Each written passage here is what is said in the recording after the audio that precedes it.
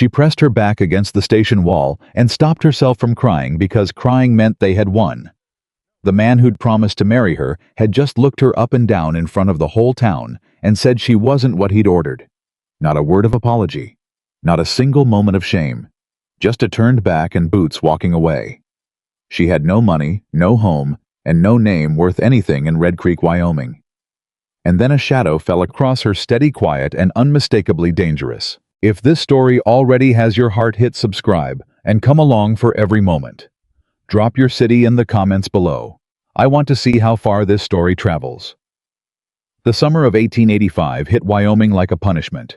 The kind of heat that had no mercy in it. The kind that baked the red clay, hard as iron, and turned the air above the rail tracks into something you could almost see shimmer and twist.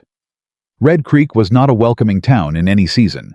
But in July, with the sun pressing down from a sky that offered not one cloud of relief, it was the kind of place that made a person feel small before they'd even opened their mouth. The train from Denver slowed with a long, grinding exhale of steam, and Clara Whitmore gripped the worn leather handle of her bag and told herself she was ready. She was not ready. She had told herself the same thing at every stop since she'd left Boston 6 weeks ago. Said it at the station platform when she'd sold the last of her mother's silver to buy the ticket. Said it in the dark of the train car when she couldn't sleep because she was too hungry and too proud to admit it. Said it when she'd reread Harlan Beat's letter for the 14th time, looking for warmth between the formal lines and finding mostly practical language about the size of his ranch and the quality of his livestock. A good match, the agency woman had told her. He is established, reliable. He needs a wife who can manage a household and won't cause trouble. Clara had nodded as if those words didn't sting. As if being described as someone who wouldn't cause trouble was the same as being described as someone worth knowing. She had told herself she was ready for that too. The train stopped. She stood. She walked. And the moment her boots hit the platform of Red Creek, Wyoming, she understood with a cold and absolute clarity that she was not ready for any of it. Harlan Beat was already there. She recognized him from the single photograph the agency had sent, a wide man with a broad face and the self-satisfied look of someone who had never once been told no. He stood at the edge of the platform with his hat pushed back and his thumbs hooked in his belt, and for 1/2 second, Clara thought she saw something almost like relief cross his face. Then his eyes moved over her. Slowly. Deliberately. The way a man looks at something he's considering purchasing and then deciding against. She watched his expression change. It wasn't subtle. It wasn't kind. It was the look of a man doing arithmetic in his head and arriving at a number that disappointed him. "Miss Whitmore," he said. Not a question. Not a welcome. "Mr. Beat." She kept her chin level. She'd practiced that much. "It's good to finally meet you in. You're thinner than the picture." He said it the way you'd say it's going to rain. Just a fact. Not his fault. Not something he intended to apologize for. Clara held her bag a little tighter. The picture was taken 3 years ago. And older. He looked at the small lines beside her eyes, the ones that had come from 2 years of nursing her mother through illness, of staying up through long nights, of smiling when she didn't feel like it. He looked at them like they were damage. "Mr. Beat. The agency told me you were 24. I was, when I first wrote to them." Something moved across his face, not anger exactly. More like the irritation of a man who feels he's been inconvenienced. As if she had personally arranged to grow 3 years older, just to make his morning difficult. "They said you could cook." "I can. And manage accounts." "I can do that as well." "They said," he went on, his voice dropping just enough to be heard by the men standing closest to the platform, "that you were a quality woman, came from a good family." Clara held very still. She knew what was happening. She'd seen it in the way his posture had shifted from assessment to something closer to performance. There was an audience now. 3 men near the rail post. A woman on the far end of the platform with a basket over her arm and sharp watching eyes. 2 boys sitting on a fence post who'd stopped their conversation the moment the train arrived. Harlan Beat wasn't talking to her anymore. He was talking to all of them. "The Whitmore family," he said loud enough now for the full platform to hear, "went broke in '81. I looked it up after the agency sent the papers. Father died with debts. Mother followed 2 years later. No land, no inheritance, no connections. He paused, tilted his head. That's not what I'd call quality. Clara did not move. She did not look at the people watching. She kept her eyes on Harlan Beat, and she breathed through her nose, and she thought very clearly, do not give him the satisfaction. Mr. Beat, she said quietly, you agreed to this arrangement. You signed the same papers I did. I signed papers based on information that wasn't complete. He said it without a flicker of embarrassment. I run a working ranch, Miss Whitmore. I need a wife who brings something to the partnership. What exactly are you bringing? The silence that followed was the loudest thing Clara had ever heard. She thought about her mother. About the hours she'd spent reading to her in the dark, changing the linens, learning to stretch half a potato into a full meal. About the way she'd kept the books for 3 different households in Boston, just to stay afloat, and never once asked for anything she hadn't earned. She thought about the letters she had written to the agency. Careful, honest letters describing exactly who she was and what she was capable of. She thought about what she had told herself on the train. I am ready. I'm bringing myself, she said. Which is what you agreed to. Harlan Beat looked at her for a long moment. Then he made a sound, not quite a laugh, not quite a scoff, something in between. He lifted his hat, resettled it on his head, and turned to go. I'll be contacting the agency, he said over his shoulder. I imagine they'll want to make this right with another candidate. As for you, Miss Whitmore. He half-turned just enough to deliver the last line. I'd suggest you find yourself another arrangement, somewhere less particular. He walked away. The woman with the basket on the far end of the platform whispered something to the person beside her. One of the men near the rail post turned back to his conversation, as if Clara had already ceased to exist. The 2 boys on the fence looked at her with open curiosity, the kind children have before they learn to be polite about other people's misery. Clara stood where she was. She did not let herself fold. She did not let her shoulders drop, or her chin lower, or her hands tremble, though they wanted to badly. She stood on that platform in the dead center of Wyoming summer heat, and she breathed, and she thought about absolutely nothing, because thinking about anything would undo her. She had 43 cents. She had the bag in her hand, and the clothes on her back, and a return ticket she could not afford to use, because the ticket was only valid for 60 days, and she had spent 58 of them getting here. She had no plan. For the first time in her adult life, Clara Whitmore had no plan at all. She was still standing there, still holding herself upright through nothing but sheer refusal to collapse, when she became aware of a shadow. Not moving toward her. Just existing. Steady and still off to her left at the far edge of the platform, where the boards gave way to bare packed earth. She turned. The man was tall. That was the first thing, the kind of tall that made you aware of it without meaning to, because he occupied space differently than other people. He stood with the particular stillness of someone who had learned a long time ago that stillness was a form of power. Dark hair, sun-darkened skin, a jaw that looked like it had been cut from the same stone as the mountains visible in the far distance behind him.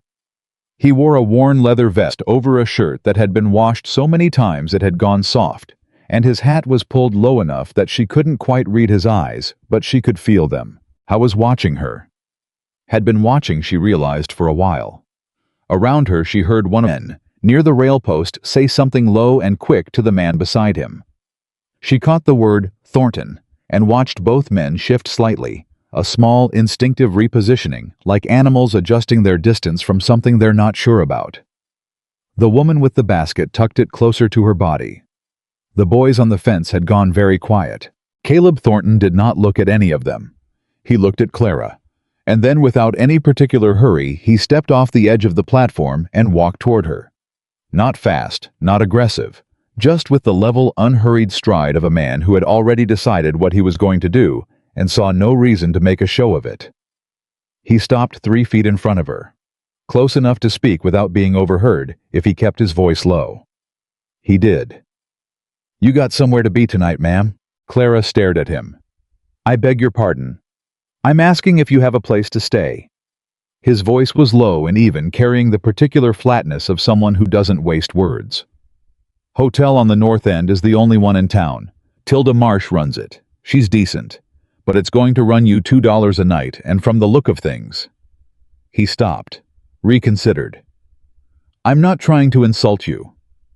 "Then what are you trying to do?" I was quiet for a moment. She got the sense he was choosing something, not his words exactly, but something underneath them. "Man who just walked away from you," he said, "is not a good man. I know that for a fact, because I know that ranch, and I know what goes on there, and you are better off right here on this platform than you would have been anywhere near it." He paused. "That's not nothing." Clara studied his face. She was not a foolish woman. She had been careful and cautious her entire adult life. And she was not about to stop being careful now, just because a stranger with kind eyes was standing in front of her. "I don't know you," she said. "No, ma'am, you don't." "You could be anyone." "I could be." He didn't argue the point. "I'm Caleb Thornton. I run a cattle ranch 12 miles up into the Wind River Range. I came down this morning to collect a shipment of fencing wire, and I'm heading back up in—" He glanced at the sun. "About 40 minutes. And," she said, "and I've got a bunkhouse that sits empty." He held her gaze. "And I need someone who can keep books." She blinked.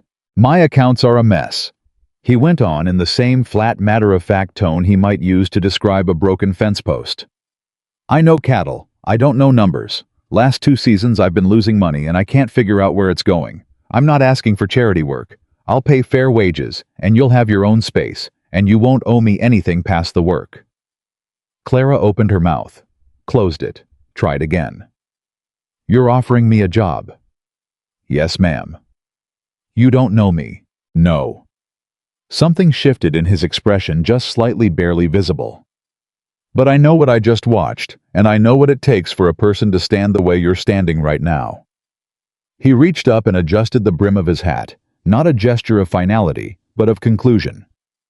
"You don't have to decide right this minute. I'll be at the feed store for the next 30 minutes if you want to ask questions first. But the offer's real." He stepped back, turned, walked away toward the far end of the platform without looking back, without adding anything, without giving her any sense that her answer mattered to him personally. And somehow that was the thing that made her feel, for the first time since the train had pulled into Red Creek, like she was being treated as someone capable of making her own decision. She stood there for a long moment. Then she picked up her bag and followed him. The feed store smelled like grain and raw wood and the particular dry warmth of July in high country. Clara found Caleb Thornton standing at the counter, listening to a heavy-set man in an apron go through a list of items with the focused expression of someone tracking inventory. He didn't look up when she came in, but she knew he'd heard the door. She set her bag down against the wall and waited. The man at the counter glanced at her, then back at Caleb. Said something she didn't catch. Caleb replied without looking away from the list. She took stock of the store, the way she always took stock of rooms, systematically, quickly storing information without appearing to. 2 men in the far corner were talking about cattle prices. A woman near the window was examining bolts of fabric. Nobody paid Clara much attention, which was either a good sign or meant Harlan Beat's rejection had already made the rounds and she'd become part of the scenery. She suspected the latter. When Caleb finished at the counter and turned to face her, he had a receipt in one hand and his hat in the other, and he looked at her the way she was beginning to understand. He looked at most things directly, without decoration. "You have questions," he said. "Several." She kept her voice steady. "How long have you been running the ranch alone?" 6 years. "And the books have been unmanaged for 6 years." "Managed by me." A brief pause. "Which is the problem?" She almost smiled. "What kind of cattle operation?" 50 head. Building toward 80. Black Angus mostly.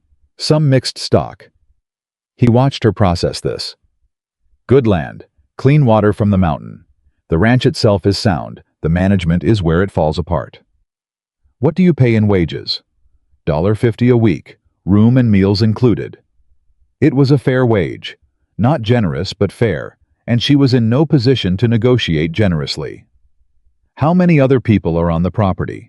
2 ranch hands, brothers Eli and James Whitfield. "They've been with me 3 years. They're good men." He paused. They won't bother you.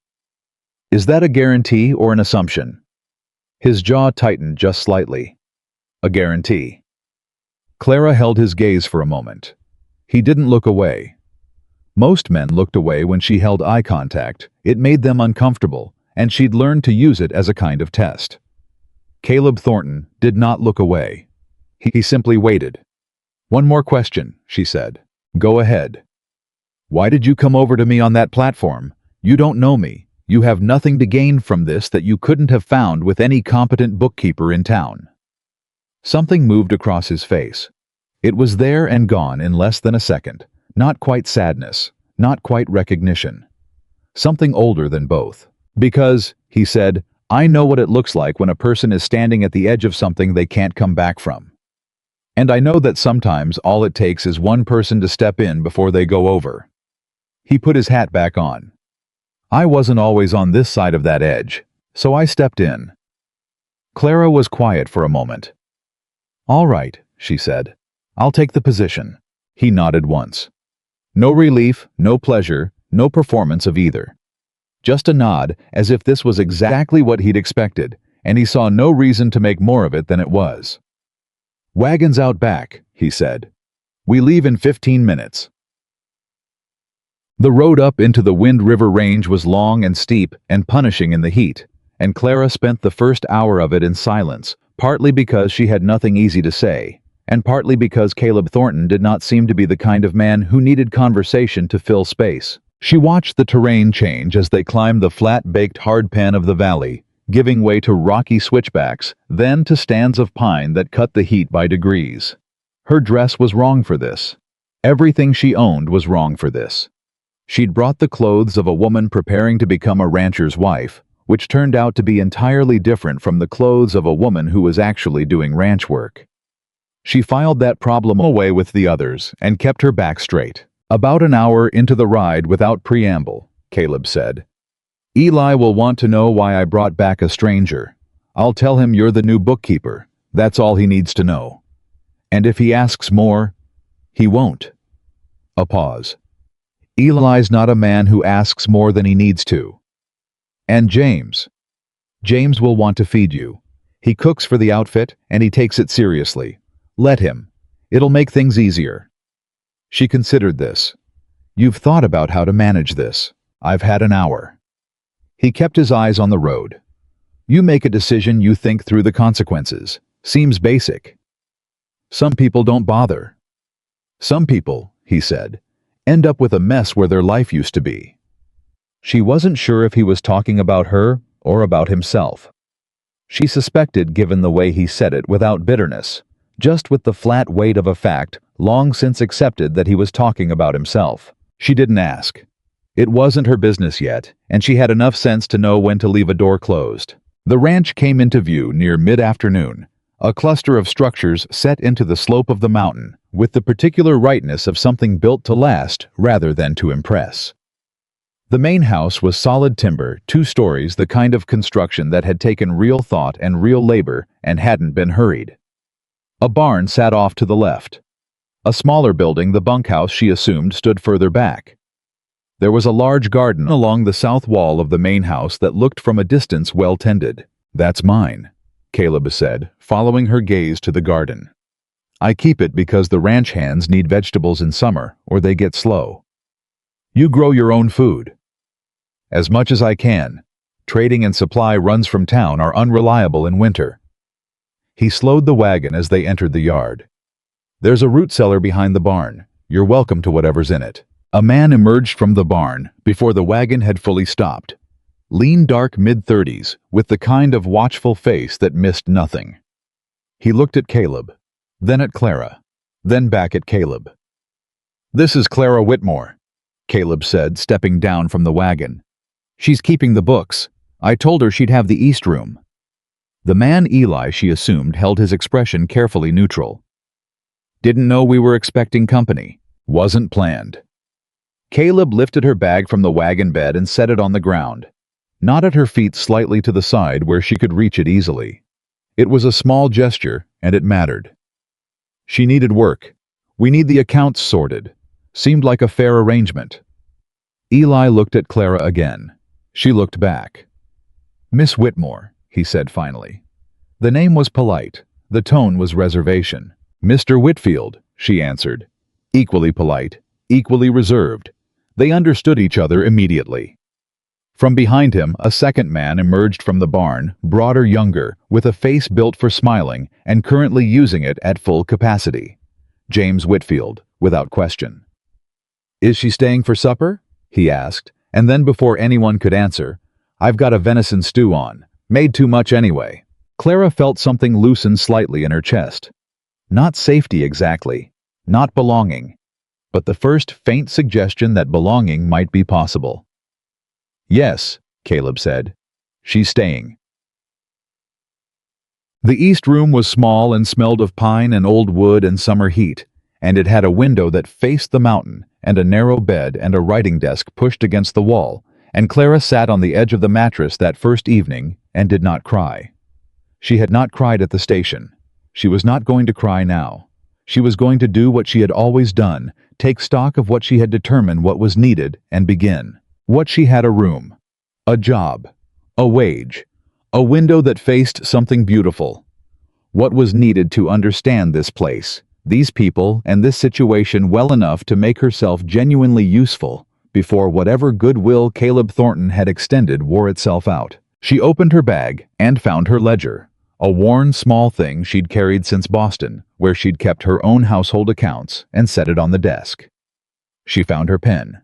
She found the small ink pot that had managed not to spill on the journey, which she chose to consider a good omen. Then she went downstairs for James Whitfield's venison stew, because she was hungry, and because sitting alone with her thoughts would not help her, and because she was beginning to understand this family of 3 men living on a mountain had been running without any real center for a long time, and something in her, something bone-deep and stubborn, wanted very badly to help fix that. She ate at the table with Eli and James, and did not speak unless spoken to, which it turned out was the right call, because Eli was warming up by degrees, and James had already decided she was fine, and Caleb himself sat at the head of the table, and said almost nothing at all, but refilled her water glass once without being asked, and passed the bread before she had to reach for it. Small things. But Clara had learned a long time ago that it was almost always the small things. She found the ranch accounts the next morning. They were in a wooden box under the desk in what Caleb called the office, though it was less an office and more a room where paperwork went to surrender. She lifted the lid of the box and looked at the papers inside, and felt simultaneously the particular despair of someone who has just found a problem much larger than expected, and the particular sharpening of focus that comes when a problem is large enough to be genuinely interesting. 6 years of receipts, purchase orders, supply invoices, cattle records, loan documents, correspondence with buyers and suppliers, and a bank in Cheyenne. All of it existing in a state of magnificent disorder, organized by no system she could identify, possibly organized by none at all.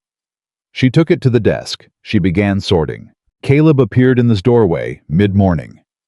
He looked at the papers spread across the desk, across the floor, across the window ledge, and said with remarkable calm, "How bad?" "I've seen worse," Clara said, which was not quite true. "I've seen better," she added, which was more honest. He leaned against the doorframe. "Give me the truth." She looked up at him. He was watching her with those level, unreadable eyes, and she had the sense that he was someone who had built his life on knowing exactly where he stood, and that the not knowing of his own finances, of his own situation, was genuinely uncomfortable for him. She respected that. Most people in her experience preferred not to know. "Your supplier in Laramie has been overcharging you," she said. "Not by accident. The amounts are too consistent and too specific to be accidents. Someone is skimming." She turned back to the papers. "Your cattle sales for the last 2 years are actually strong. You're making money on the herd, but you're losing it on the supply side, and you're losing more than you realize, because the loan from the Cheyenne Bank has a variable rate. You agreed to 4 years ago, and no one has been tracking the adjustments." Silence. She turned to look at him. His jaw was set. His eyes were fixed on a point somewhere past her. "How much?" he said. "I need 2 more days with the records to give you a real number." She set down her pen. "But I can tell you already that you haven't been losing the ranch. You've been losing money to bad deals and possible fraud, and those are problems that can be fixed." She paused. "If you want them fixed." He looked at her then. Just looked for a long moment. "That's why I brought you up here," he said finally. "I know." She held his gaze. "I'm telling you what I found because you deserve to know, not because I need you to be grateful." Something shifted in his expression, not dramatically, not in a way that anyone else would have necessarily noticed. But she noticed because she had been watching people her whole life, the way you watch when you're not sure where the danger is coming from. And she recognized the specific look of someone who has been told for the first time in a long time that they matter. He pushed off the doorframe. "2 more days," he said. "Then I want the full picture." "You'll have it." He turned to go. At the door without turning back, he said, "James is cooking noon meal in an hour. He gets offended if people don't come." Clara looked back down at her papers. "I'll be there." She heard his footsteps down the hall. She listened until they faded. Then she looked at the window at the mountain beyond it, sharp and clean against the summer sky, and she breathed. She had been on this mountain less than 24 hours. She had 43 cents a job, a room, and a problem she knew how to solve. It was not the life she'd imagined when she'd bought the train ticket in Boston. But for the first time since she'd set foot on that platform, she felt something she recognized. Something she hadn't been sure she'd feel again. She felt like herself. What she didn't know, what she couldn't have known, sitting at that desk on her first full morning at Thornton Ranch, was that 12 miles down the mountain in the office of the grandest building in Red Creek, a man was reading a letter. Harlan Beat sat back in his chair and read it twice, and then a third time, and his expression moved through several stages before settling on something cold and calculating. The letter was from a land surveyor in Cheyenne. It described in careful legal language something that the writer had recently confirmed: a significant mineral deposit running through the eastern slope of the Wind River Range, in the precise area where Caleb Thornton's ranch sat. Harlan Beat set the letter down on his desk. He thought about the woman he'd sent away at the station. He thought about where she'd gone. And then he reached for a fresh piece of paper and began to write. Clara finished her count at the Thornton ledger just past midnight on the 3rd day. She set down her pen, pressed her fingers flat against the desk, and sat with the number for a long moment before she let herself think about what it meant. $2,340. Gone. Not loss taken. Methodically, carefully over the course of 4 years, in amounts small enough to avoid notice, but consistent enough to form a pattern once you knew where to look. The supplier in Laramie. A man named Aldous Pratt had been adjusting his invoices by 8 to 12% above the agreed rates on nearly every shipment. Feed, wire, lumber, tax supplies. Every category, every season, like a man who understood that the person paying the bills wasn't reading them closely enough. And behind that, threaded through 2 years of bank correspondence, she'd had to read 3 times to fully understand a loan adjustment clause in language so deliberately obscure. She'd needed to work through it with the legal dictionary. Caleb kept on the office shelf a clause that had quietly raised his interest rate twice, with notification sent to an address in Cheyenne that was no longer valid. She stood up, walked to the window, stood there in the dark, looking at the mountain, and she thought about what it would have taken to set all of this in motion. The patience of it. The deliberateness. This wasn't one man making careless errors. This was more than one man. She went to find Caleb. How was still in the barn she'd learned in 3 days that he kept late hours and early mornings and seemed to treat sleep as a negotiation rather than a necessity. She could hear him moving before she pushed the door open, and she stood in the entrance for a moment while her eyes adjusted. He looked up from where he was crouched beside a horse that had been favoring its left foreleg since Tuesday. His expression didn't shift toward surprise. He just looked at her. "You found something," he said. "I found several things." She came in, let the door close behind her. "You should sit down." "I'm fine standing," she told him. All of it. The Pratt invoices, the loan clause, the pattern of the losses, the address in Cheyenne that led nowhere. She laid it out the way she'd learned to lay out difficult information cleanly, without softening it past the point of usefulness, without making it more dramatic than it already was. When she finished, the barn was very quiet. Caleb hadn't moved. "Pratt," he said finally. "Yes. I've been buying from Pratt for 5 years." "I know." Howe was quiet for another long moment. She watched him process it, not with visible anger, not with the kind of loud reaction that would have been easier to manage, but with the slow internal working through of a man who keeps most of his responses somewhere below the surface. "The loan," he said. "The bank in Cheyenne. The rate adjustment was sent to an address that doesn't exist anymore. Possibly never existed for purposes of actually receiving mail." She paused. "Someone made sure you wouldn't see those notices." "Who handles correspondence at the bank?" "I don't know yet, but the loan originator's name is on the documents." She had committed it to memory. "A man named Gerald Tate." Something moved across Caleb's face, fast controlled. He looked away from her toward the far wall of the barn. "You know that name," she said. It wasn't a question. "Tate handles land loans for 3 counties. His voice was even. Too even. "He's connected to every major land deal in the Wind River region for the last decade. And to Harlan Beat." Caleb turned back to her. His eyes were sharp. "What makes you say that?" "Because this level of coordination, the supplier, the bank, the invalid address, it takes more than one person. And the only person I can think of with both the means and the motive to want this ranch financially weakened is the man who turned me away at the station and then watched me leave with you." She held his gaze. "I could be wrong, but I don't think I am." He looked at her for a long time. Long enough that another person might have felt uncomfortable. She didn't. She'd learned already that Caleb Thornton's silences weren't dismissal. They were thought. "You're not wrong," he said. "Tell me." "Beat has been trying to buy this land for 4 years. He moved away from the horse straightened. Twice through legitimate offers which I declined. Once through a legal challenge to the original deed, which didn't hold because my father's title was clean." He stopped near the center of the barn, turned to face her. "I knew he wasn't finished. I didn't know how he was going at it." "Now you do." "Now I do." He exhaled slowly through his nose. "How long before the loan adjustment puts me in default?" Clara had run the number 3 times, hoping it would change. "At the current adjusted rate, 6 months. Maybe 7 if the autumn sales are strong." He absorbed this. "And if we can prove the adjustment was fraudulent, then the entire loan reverts to the original terms, and you're not in default at all." She paused.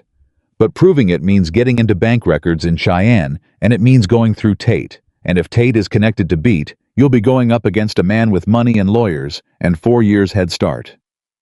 Caleb looked at her steadily. "Can you build the case from what we have here?" "I've already started." She said it simply because it was simply true. She'd been building it since the second day, the moment the pattern became clear enough to trust.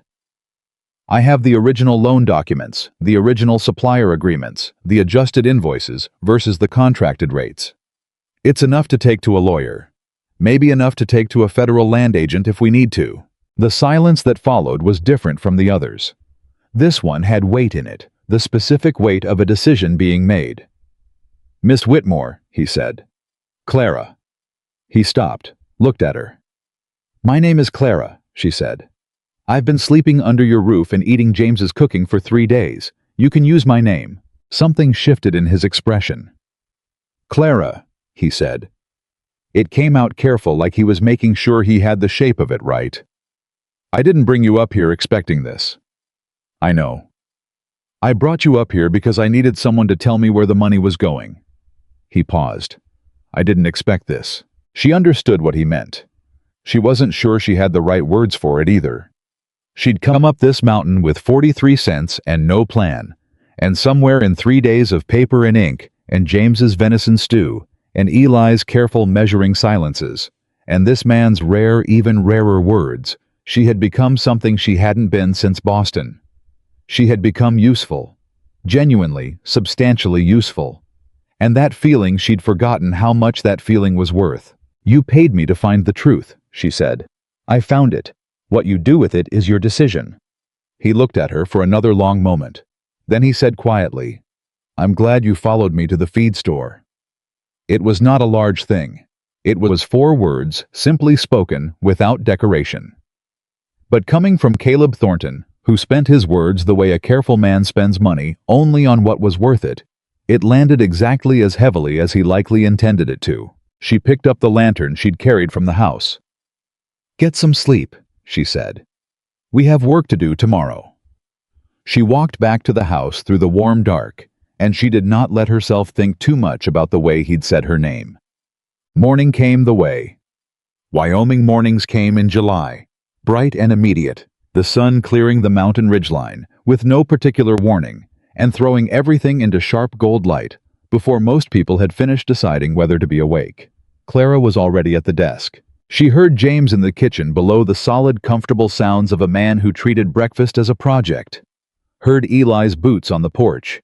Heard a few minutes later Caleb's voice outside, low and brief, then Eli's response, then silence. She organized the papers into 3 stacks.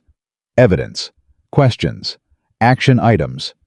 She had written in her clearest hand a summary of the findings that could be read by someone who hadn't spent 3 days in the weeds of it, something a lawyer could review without needing context. She'd covered both sides of 6 pages. She was rereading the loan clause for the 5th time when James knocked on the open door. "Flapjacks," he said. This was, she had come to understand, not a sentence but an entire argument. "Give me 10 minutes. He leaned against the doorframe, the same doorframe she noticed that Caleb habitually occupied. Perhaps it was a structural feature of the house, or perhaps there was something about the shape of the opening that invited men who didn't quite want to intrude. "You were up late. I had to finish. Eli says you've been at it past midnight every night. Eli's been paying attention." "Eli pays attention to everything." James didn't move. He looked at the papers with frank curiosity. "Is it bad?" "It was bad. It's getting better." "Is someone stealing from Caleb?" She looked at him. He met her gaze with the particular directness of someone who already knows the answer and is checking if you're going to be straight with him. "Yes," she said. He was quiet for a moment. "He won't like that." "He already knows." James nodded, slowly absorbing this. "He'll want to handle it himself. That's what I'm trying to prevent." Another pause. Something shifted in his expression, not quite respect, not quite surprise. Somewhere between the two. 10 minutes, he said.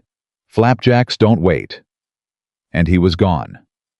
She looked back at the papers. Handle it himself. That was exactly what worried her. She'd seen enough of Caleb Thornton in 3 days to know that he was a man whose first instinct when something threatened what he'd built was to step in front of it. Directly. Without enough consideration for whether the thing doing the threatening was the kind of problem that couldn't be solved by stepping in front of it. Harlan Beat wasn't a man you handled with your fists or your rifle or your presence. He was a man you handled with documentation, with law, with the kind of cold, meticulous paper evidence that made it impossible for him to reframe himself as the injured party. She needed Caleb to understand that, and she needed him to understand it before he went down that mountain and did something that gave Beat exactly the excuse he was probably already looking for. She went downstairs. The 4 of them ate at the big table. It was the usual arrangement. She'd discovered something Caleb had established without ceremony at some point, and maintained with the same quiet consistency he maintained everything. He sat at the head. Eli to his left. James across from Eli. Clara had taken the chair at the far end without anyone suggesting it, and no one had said anything, and now it simply was the arrangement. She watched Caleb eat. He moved through a meal the way he moved through most things, steadily, without waste, without apparent rush. But she'd noticed that he ate less when he was thinking, and this morning he'd barely touched the second flapjack. "We need to talk about Cheyenne," she said. Eli looked at his plate. James looked at her. Caleb looked up. His eyes were calm, which told her he'd been thinking about it since the barn. "There's a federal land office in Cheyenne," she said. The loan was a federal land loan, which means the adjustment clause, if it was applied fraudulently, falls under federal jurisdiction, not just state. She had spent an hour with the legal dictionary confirming this. That matters because it means Beat can't use his connections at the county level to bury the complaint. You're saying go to the federal office. I'm saying go to the federal office with documentation so complete that they don't have a choice about taking it seriously. She set down her fork. I'm saying build this correctly, take it to the right people, and dismantle what Beat has built using the same tools he used paper and law. Caleb was quiet. Eli said, "How long would that take?" "To build the documentation. Another 2 weeks, maybe 3. I need some records. I can only request by mail the original loan filing the bank's internal adjustment notices." She paused. "And I need to know if there have been other ranches, other landowners in this area who've had similar problems." Eli and James exchanged a look. It was fast, a half-second thing, but she caught it. "What?" she said. Eli set down his coffee. "There's a man named Gus Hargrove. Had a place about 8 miles east of here. Good operation. 6 years ago, he started losing money, supplier problems, he said. Loan trouble. 2 years later, he sold out." He paused. "Sold to a land holding company called Cascade Partners." She felt something tighten in her chest. "And Cascade Partners is run by men I can't name directly," Eli said carefully. "But the principal investor is a man whose money comes from Beat." Clara looked at Caleb. He hadn't moved, but his jaw was set in the way she was beginning to recognize the specific set of a man who is holding himself still because moving would be a mistake. "That's a pattern," she said. "Hargrove wasn't an accident." "No," Eli said. "He wasn't." "Are there others?" "2 that I know of," Caleb said. His voice was flat. "Both sold within the last 8 years. Both cited financial trouble." She sat with this for a moment. It was larger than she'd thought. Not a man trying to take one ranch. A man or several men systematically draining properties and acquiring them through fronted companies. Patient work. Years of patient work. "He's been building something," she said. "He's been building a land empire," Caleb said. "And he's got one piece left. This ranch. This ranch." He looked at her. "The mineral survey came through 2 years ago. There's coal on the eastern slope, enough to make this the most valuable piece of land in the Wind River region. Beat knows it. He's known it longer than I have." The table was very quiet. James said quietly, "How'd you find that out?" "Man from the survey office told me. Came up to do the assessment, pulled me aside after, said he thought I should know." Caleb's voice hadn't changed. "Told me to be careful." "You didn't tell us," Eli said. "Not an accusation, just a fact." "No." "Why?" Caleb was quiet for a moment. "Because I didn't know who was already involved." He looked at Eli, then James. "Not you two. I knew it wasn't you. But information travels in a small region, and I didn't know how far Beat's people went." Eli nodded slowly, accepting this. Clara had stopped eating entirely. She was thinking about the letter, about the timing, about the fact that Harlan Beat had turned her away at that station and then watched her leave with Caleb Thornton, a man he was actively working to ruin. "He's going to move faster now," she said. Every head at the table turned toward her. "If he's been building this for years and he's this close, he's not going to wait for a legal process to develop momentum against him." She looked at Caleb. "He's going to try to accelerate. Do something to put you in a position where you can't fight back something that looks legitimate on the surface." "Like what?" James asked. She thought about it. "He could call the loan. If he has any influence at the bank, and given the fraudulent adjustment was allowed to stand for 2 years, he clearly does, he could push for an early default declaration. If he frames it correctly as a bank enforcement action rather than a personal dispute, it might go through before we can get documentation to Cheyenne." The table was very quiet. Then Caleb said, "When would he do that?" "I don't know, but I wouldn't assume we have 6 months. I'd assume we have 6 weeks." She paused. "Maybe less." He looked at her steadily. "Then we don't wait." "No." She met his gaze. "We don't." She sent the first letter to the federal land office that afternoon, hand-delivered by Eli to the postal office in Red Creek, An errand framed as a supply run low-key, nothing to remark on. The letter was carefully worded, formal. It described in precise legal language an irregularity in a federal land loan and requested guidance on the process for submitting evidence of fraudulent adjustment. It gave no names, not yet. She sent a second letter to a man she knew in Denver, the only lawyer she'd had professional contact with through one of the household accounts she'd managed in Boston. She had no idea if he was still practicing, but she had his last address and nothing to lose. While she wrote, she was aware of Caleb somewhere in the house, not in the same room, not intruding, but present in the way the house was present. She could hear him occasionally moving in the kitchen or speaking briefly with James, and it had been 2 hours since she'd looked up from the desk, and she realized she'd stopped noticing the way you stop noticing a fire when it becomes comfortable. She noticed herself noticing. Set it aside. Kept writing. The man came up the mountain road 4 days later.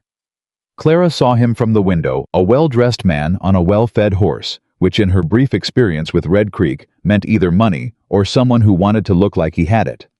He rode into the yard with the ease of someone who expected to be received, and when Caleb came out of the barn, the two men stood in the yard, and she couldn't hear what was said, but she watched Caleb's posture the entire time. He didn't move, did not shift his weight, didn't take his hands off his belt. He just stood there and listened with the absolute stillness of a man absorbing something he already half expected. The well-dressed man handed over a document. Caleb took it, looked at it, looked back at the man, said something brief. The man left. Caleb stood in the yard for a moment with the document in his hand. Then he walked back inside. She was at the office door before he reached the top of the stairs. He handed her the document without a word. She read it. It was a notice from the First Territorial Bank of Cheyenne, signed by a Mr. Gerald Tate, stating that due to missed rate adjustment acknowledgments, the Thornton land loan was being placed under provisional default review to be finalized in 30 days, pending a formal hearing. 30 days. She looked up. He moved faster than I thought. Yes. Caleb's voice was completely even. So do we. She thought about the federal letter, 4 days in transit, likely another 3 before anyone read it, then whatever bureaucratic process followed. She thought about the Denver lawyer, who may or may not still be at that address. She thought about 30 days, and what could be done in 30 days if everything went right, and whether everything would go right. I need to go to Cheyenne, she said. No. Caleb. It's not safe. He said it quietly, but with the absolute weight of someone who has thought this through further than she has. If Beat has people at the bank, he has people watching. The moment you walk into the federal office in Cheyenne, he knows we're fighting back. And if he knows we're fighting back before we have the evidence in hand, he'll move to discredit it, she said, understanding. He'll move to discredit you. His eyes were steady on hers. You walked off that train with a man he considers his enemy. In a court argument or a public dispute, he'll make you the problem. The woman who came to Red Creek looking for a husband and ended up. And this is exactly how he'll frame it, lodging in an unmarried man's home, helping to manufacture a legal case. Clara held very still. It was not a pleasant thing to hear. It was not an inaccurate thing either, not inaccurate about how Harlan Beat would use it. She had been managing her own reputation carefully since the day she understood it could be used against her, which was approximately age 16, and this was the part of the situation she had not fully thought through. You're right, she said. I know. He said it without satisfaction. So we do it differently. We build it here. We build it so complete that when it does go to Cheyenne, there is nothing he can challenge. 30 days isn't enough time to build something he can't challenge. Then we build something he can't ignore. He looked at her steadily. Is that possible? She thought about what she had. The invoices, the loan documents, the original agreements, the comparison. Eli's knowledge of the Hargrove situation, which she could document as a parallel pattern. If the Denver lawyer answered his testimony about standard practice, would help frame the fraud. She thought about what she didn't have. I need a witness, she said slowly. Someone at the bank who can testify to the process. If Tate manipulated the adjustment notification, someone had to help him. A clerk, a records officer, someone who either cooperated or was pressured to look away. You can't get to Cheyenne to find one. No. She looked at the document in her hands. But I might not need to go to them. He watched her. If the federal letter reaches the right person, she said, and that person starts asking questions, someone at the bank will get nervous. People in fraudulent arrangements get nervous when federal inquiries start. And nervous people... She looked up at him. Nervous people sometimes reach out first. He was quiet for a moment. That's a long thread to pull. Yes. She set the document down on the desk. But it's the thread we have. He stood there, and she stood there. And between them, the problem existed in all its weight and complication, and neither of them had a clean solution, and both of them knew it. But she had the strange specific sense, which she associated entirely with this man, and had not experienced with anyone before, that not having a clean solution in front of someone who was willing to work on it, honestly, was not the worst place to be. 30 days, he said finally. I'll do everything I can in 30 days. He nodded once, turned to go. At the door he stopped. Without turning back he said, You should know. When I hired you, I expected someone who could straighten out the accounts and tell me what was wrong. I didn't expect someone who would... He paused, and she had the sense he was working around something he didn't quite have the language for yet. I'm grateful, he said. That's what I'm trying to say. He left. Clara stood at the desk for a long moment. Outside the window, the summer mountain stood exactly as it always did. Vast and certain, and entirely indifferent to the 30-day clock that had just started ticking against everything this man had built.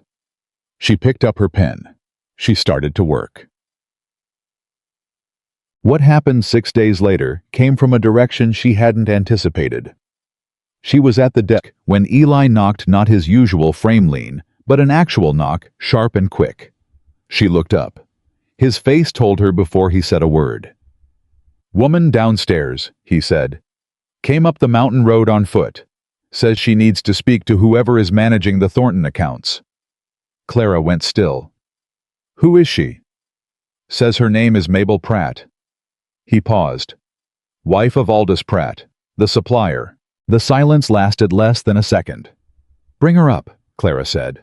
Mabel Pratt was a woman in her late 40s who had walked 8 miles uphill in July heat and still held herself with the careful dignity of someone who has decided to do something irreversible and is not going to be diminished in the doing of it.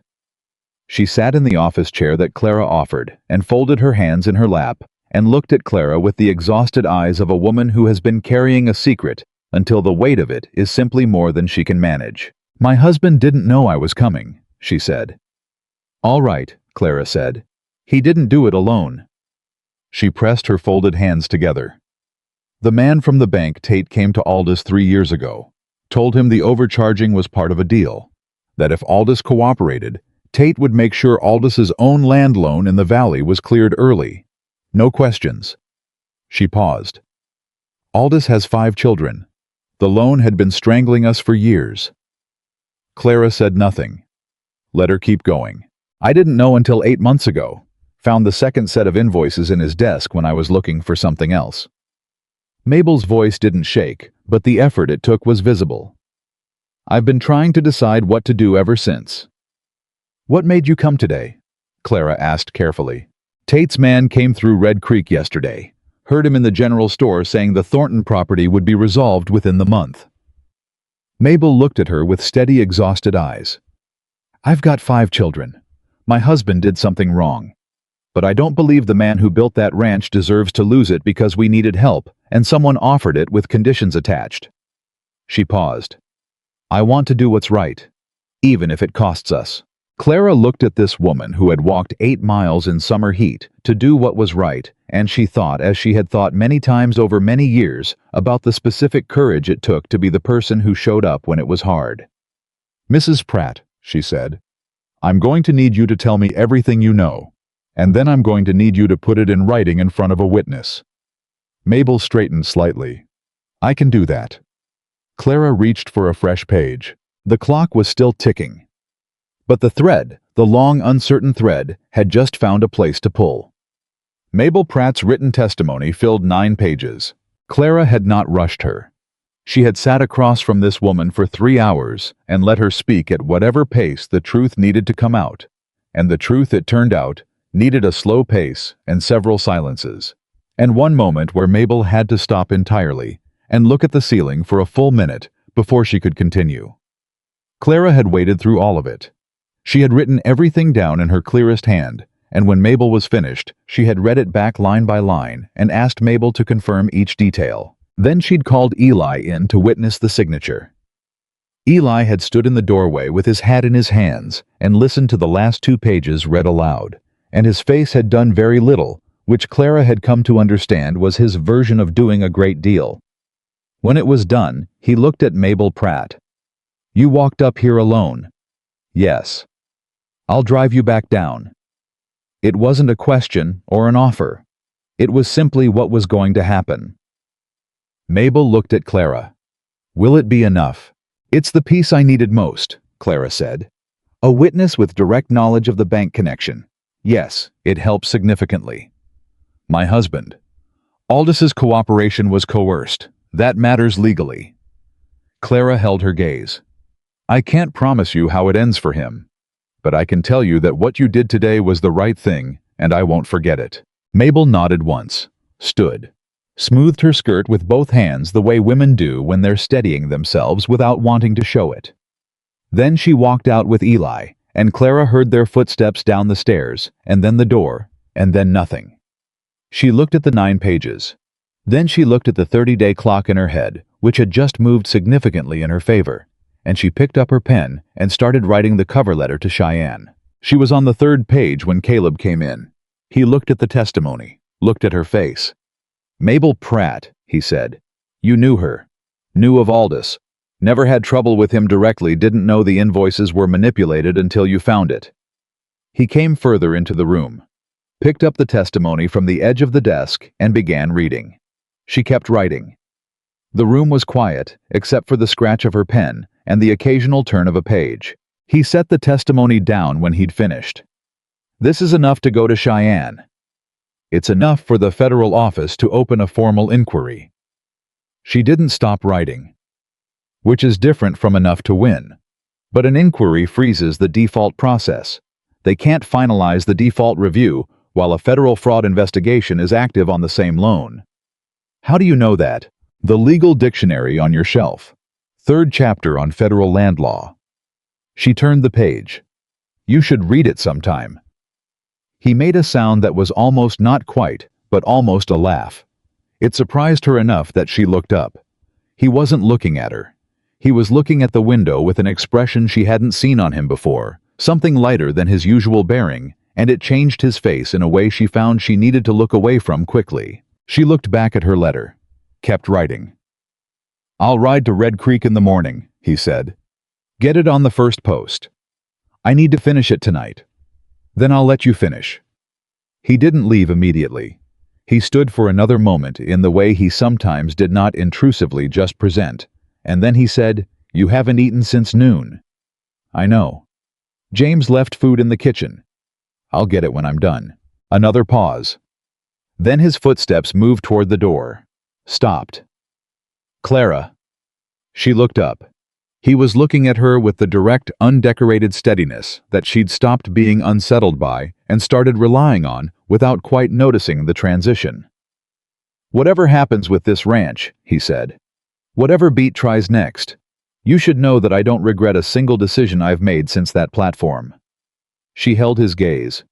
"Neither do I," she said. He nodded once. Left. She sat with the silence for a moment. Then she finished the letter. It was her best work. It was clear and precise and devastatingly specific.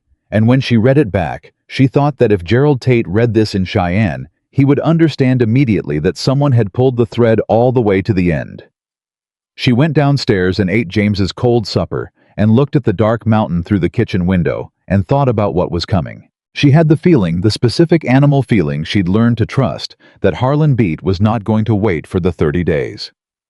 She was right. Caleb left for Red Creek at first light. He was back by mid-morning, and he came through the kitchen door with a particular tension in his shoulders that Clara recognized before he'd said a word. "Post went out," he said. "But there's something you need to hear." She put down her coffee. "Beat was at the general store when I came through. Didn't speak to me directly. But the woman behind the counter, Dora Hess, she's been there 20 years. She's got ears like a hawk. She pulled me aside." He came to the table, sat, which he rarely did in the middle of a morning, which told her everything about how seriously he was taking this. Beat told 3 men in that store last night that the Thornton ranch hands had been offering stolen cattle for sale in the next county. Said he had a witness willing to sign an affidavit. Clara went very still. "It's fabricated," she said. "Of course it's fabricated. But an affidavit filed with the county sheriff creates a formal accusation. And a formal accusation gives him grounds to demand an immediate review of your property title while the accusation is pending." She had gone cold in the precise, focused way she went cold when a problem suddenly showed its teeth. "Because a criminal charge against your ranch hands creates a cloud on your ability to manage the property. The bank can use that to accelerate the default." "He's not going after the loan anymore," Caleb said. "He's going after the men." Eli was in the doorway. She didn't know how long he'd been there. "Let him," Eli said. "Eli," Caleb started. "I said let him." Eli came into the kitchen. His voice was level and his face was still, but there was something underneath it that Clara recognized, the specific quietness of a man who has been patient for a very long time and has found his limit. "James and I have been on this ranch for 3 years. Beat can file whatever he likes. We didn't steal cattle. We can prove we didn't steal cattle. And while the sheriff is looking into it and finding nothing, you have time." Clara looked at him. "Eli, what time exactly did Beat's man come through with the notice?" He met her eyes. "Yesterday afternoon. Before Mabel Pratt walked up this mountain." "A beat." "Yes." "So he doesn't know about the testimony yet?" "No," Eli said. "He doesn't." She looked at Caleb. He was already thinking what she was thinking. She could see it in the set of his face. "He filed the cattle accusation because he thought he was closing the last door," she said. "He didn't know we'd already found another one." "So what does that mean?" James said from behind Eli. She hadn't heard him come in, but he was there, filling the doorway with his broad frame and his open, worried face. "It means," Clara said slowly, "that he's committed to a strategy that's about to collide with evidence he doesn't know exists. And when a man like Beat is surprised," she paused, "he doesn't get careful. He gets reckless." The kitchen was quiet. Caleb looked at her. "And reckless men make mistakes." "Yes." She stood. "Which is exactly what I need him to do." The sheriff came up the mountain 2 days later. His name was Roy Dunmore, a lean, weathered man in his late 50s, who had the look of someone who had seen enough of human nature to be tired of it, but was still stubbornly trying to do the job correctly. He rode up alone, which was the first thing. Beat's accusation would have had him bring deputies if he believed it. He rode up alone, which meant he had questions more than he had convictions. Clara met him in the yard. Caleb was beside her. "Miss Whitmore," Dunmore said with a nod that managed to convey both acknowledgement and mild bewilderment at her presence. "Thornton." He climbed down from his horse. "You know why I'm here." "The cattle accusation," Caleb said. "Beat filed a formal affidavit this morning. Claims a signed witness statement puts your hands selling 2 Herefords at the Rollins stockyard 3 weeks ago. Animals not registered to your brand." He looked at Caleb steadily. "I'm required to follow up." "Follow up all you need," Caleb said. "Eli and James haven't left this property in 3 weeks. We've had fence work on the north slope and a sick animal in the barn. James has barely left the yard." "Can you prove that?" "I can do better than prove it." Clara stepped forward. Dunmore looked at her with cautious attention. "Sheriff, I've been managing the Thornton accounts for 3 weeks. I can show you supply delivery records signed by both ranch hands for 6 separate deliveries over the period in question. I can show you the barn treatment log James kept for the sick animal, dated and detailed. And I can show you that the Hereford breed has never appeared anywhere in Thornton's cattle records, purchase orders, or sale receipts, because Thornton runs Black Angus. If Beat's witness claims to have seen Thornton hands selling Herefords, the witness is either mistaken or lying. Dunmore looked at her for a long moment. You keep thorough records. I keep complete records. She held his gaze. That's my job. He was quiet. Something moved in his eyes, not quite suspicion, not quite satisfaction. Recognition, maybe. The recognition of a man who suspects he is being used as a tool and does not particularly appreciate it. Beat's been busy this week, he said almost to himself. Sheriff, Clara said carefully, I wonder if you'd be willing to answer a question. He looked at her. Is this the first through a legal filing in your jurisdiction? The silence that followed lasted 4 full seconds. No, Dunmore said. It is not. She held his gaze. I'm in the process of submitting documentation to the Federal Land Office in Cheyenne regarding a pattern of fraudulent loan manipulation affecting multiple properties in this region. If you have documentation from prior filings that were ultimately found to be without merit, those records would be relevant to the federal inquiry. Dunmore looked at her, then at Caleb, then back at her. You've been busy too, he said. Yes, sir, I have. I was quiet for a moment. The prior filings are public record. Anyone can request them from my office. He put his hat back on. I'll tell you something off the record, Miss Whitmore. I've had my doubts about several land situations in this county for the better part of 3 years. I didn't have enough to act on. He looked at Caleb. I'll look into the cattle claim and I'll find what I find. But I want you to know that I intend to find it honestly.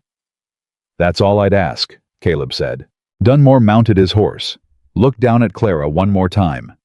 Federal inquiry, he said, moving fast for someone who's been on this mountain 3 weeks. The situation required it, she said simply. He made a sound that wasn't quite a laugh. Then he turned his horse and rode back down the mountain. Caleb looked at Clara. She looked at Caleb. He's going to help, she said. He doesn't know it yet, but he's going to help. He's been waiting for a reason, Caleb said. Now he has one. She turned back toward the house. We have work to do before Beat figures out that his cattle story isn't going to hold. The letter from Denver arrived the following morning. Not from the lawyer she'd written to, though she hadn't entirely given up on that thread, but from a man named Thomas Aldridge, who identified himself as a junior associate in the office of the Denver firm and explained that the senior partner she'd addressed had retired 2 years ago, but that he, Aldridge, had reviewed her inquiry with significant interest, and that he had in fact worked on 2 separate land fraud cases in Wyoming territory in the previous 4 years, and would she be willing to correspond further? Clara read the letter standing at the kitchen table and felt something she hadn't let herself feel since the 30-day clock started. She felt momentum. She wrote back immediately. 3 pages. Everything. The loan, the invoices, the Pratt testimony, the Hargrove precedent, that Eli had described the cattle accusation, the federal letter.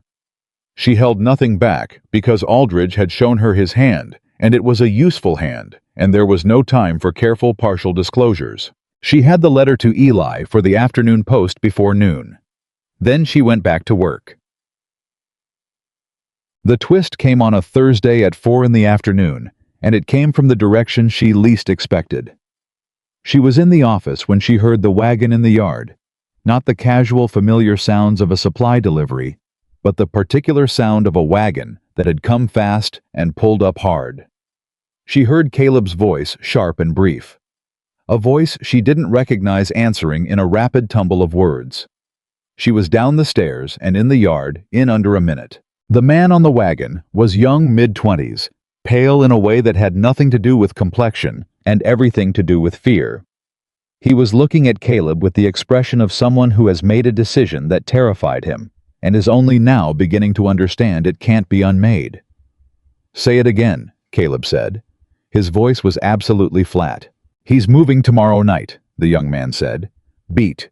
He's not waiting for the hearing. He's sending men up here with papers. Not legal papers, not real ones, but papers that look legal, and enough men that the sheriff won't get here fast enough to... He stopped, swallowed.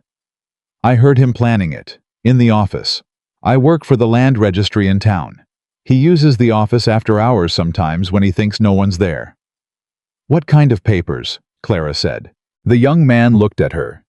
He had the look of someone registering her presence for the first time and adjusting his understanding of the situation accordingly. A backdated deed transfer. His lawyer put it together. It would show that Thornton signed over a portion of the eastern slope, the mineral rights section, 18 months ago, in lieu of a debt settlement. He paused. "It's forged. But by the time anyone could contest it, he'd have minors registered on the claim and the land physically occupied. Physical occupation. Of course.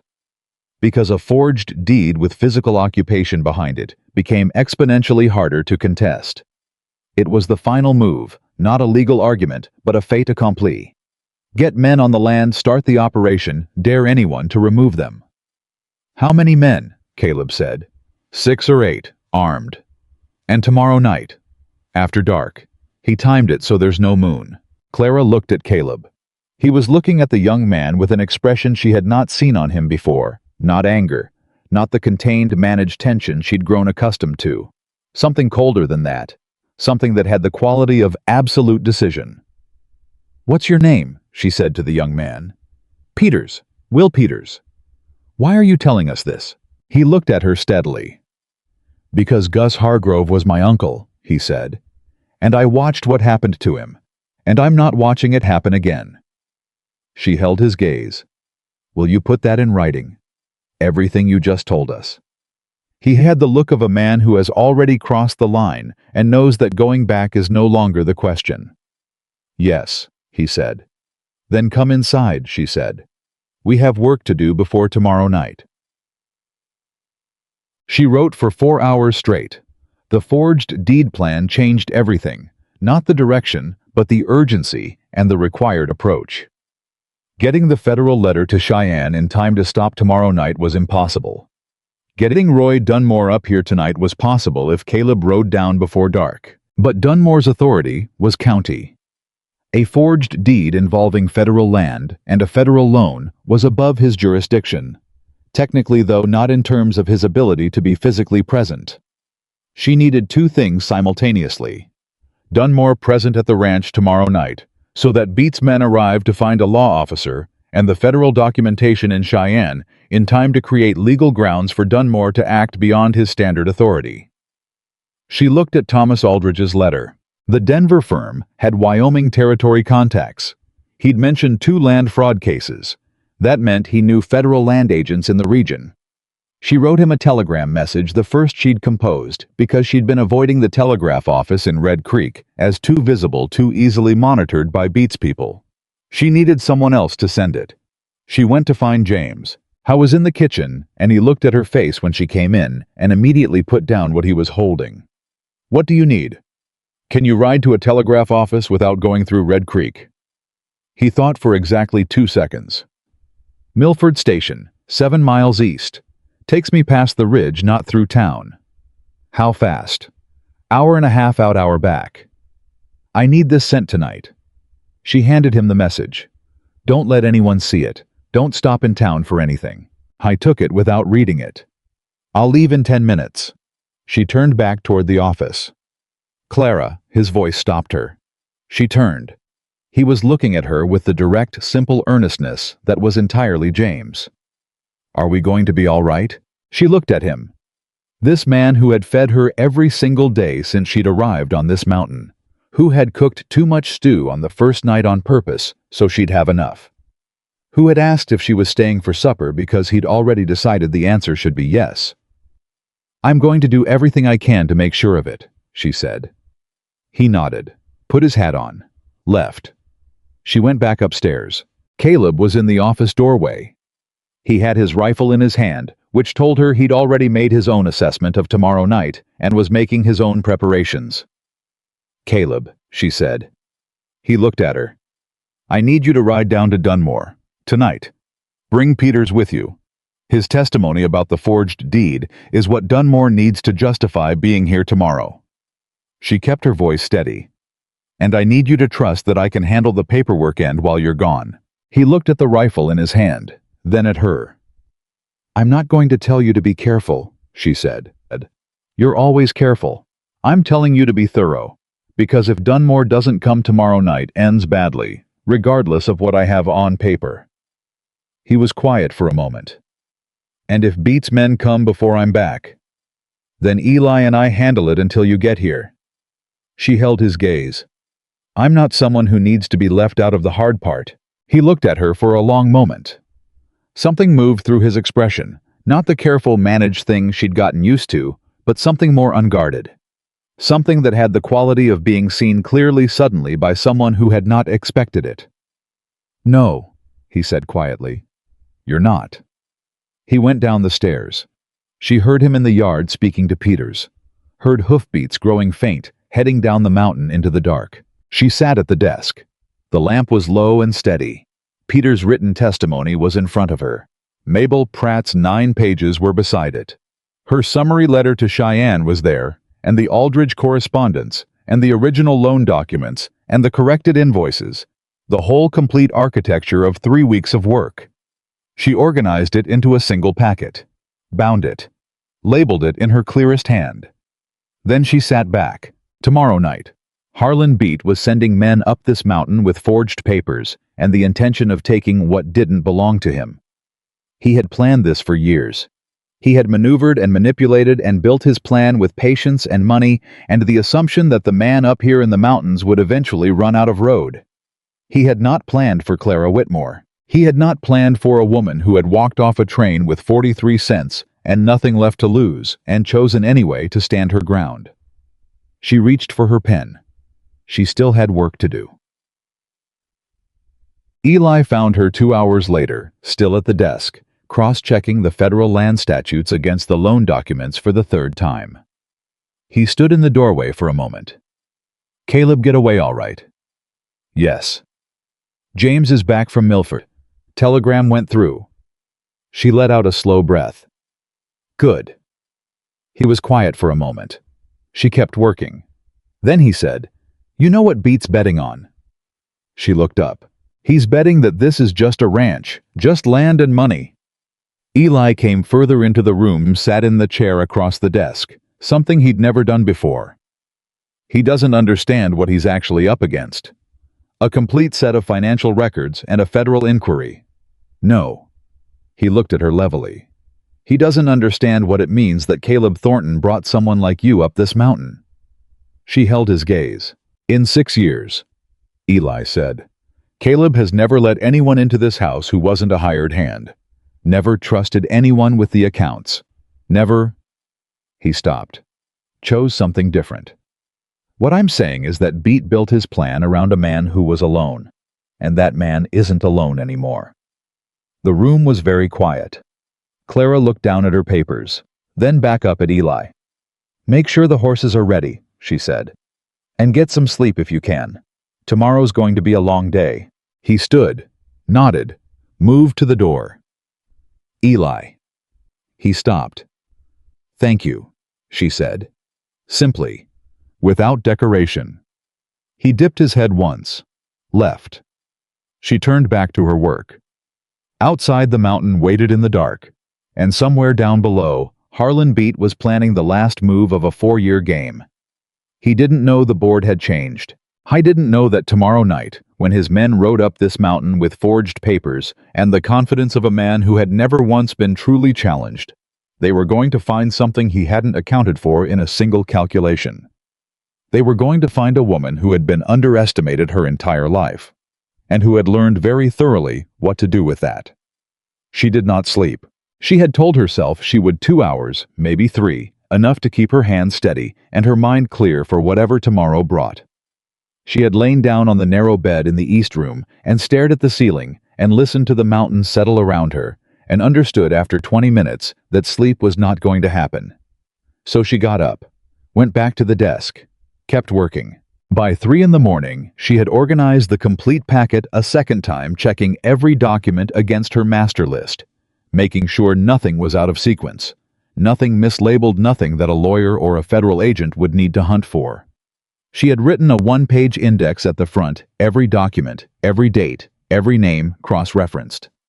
The kind of index that said, without a word of argument, that the person who built this knew exactly what they were doing and was not afraid of scrutiny. She set it down, pressed both palms flat on the desk, breathed. Eli was awake. She could hear him moving in the yard below, checking the horses, doing what Eli did when he couldn't sleep, which was apparently the same thing she did, which was work.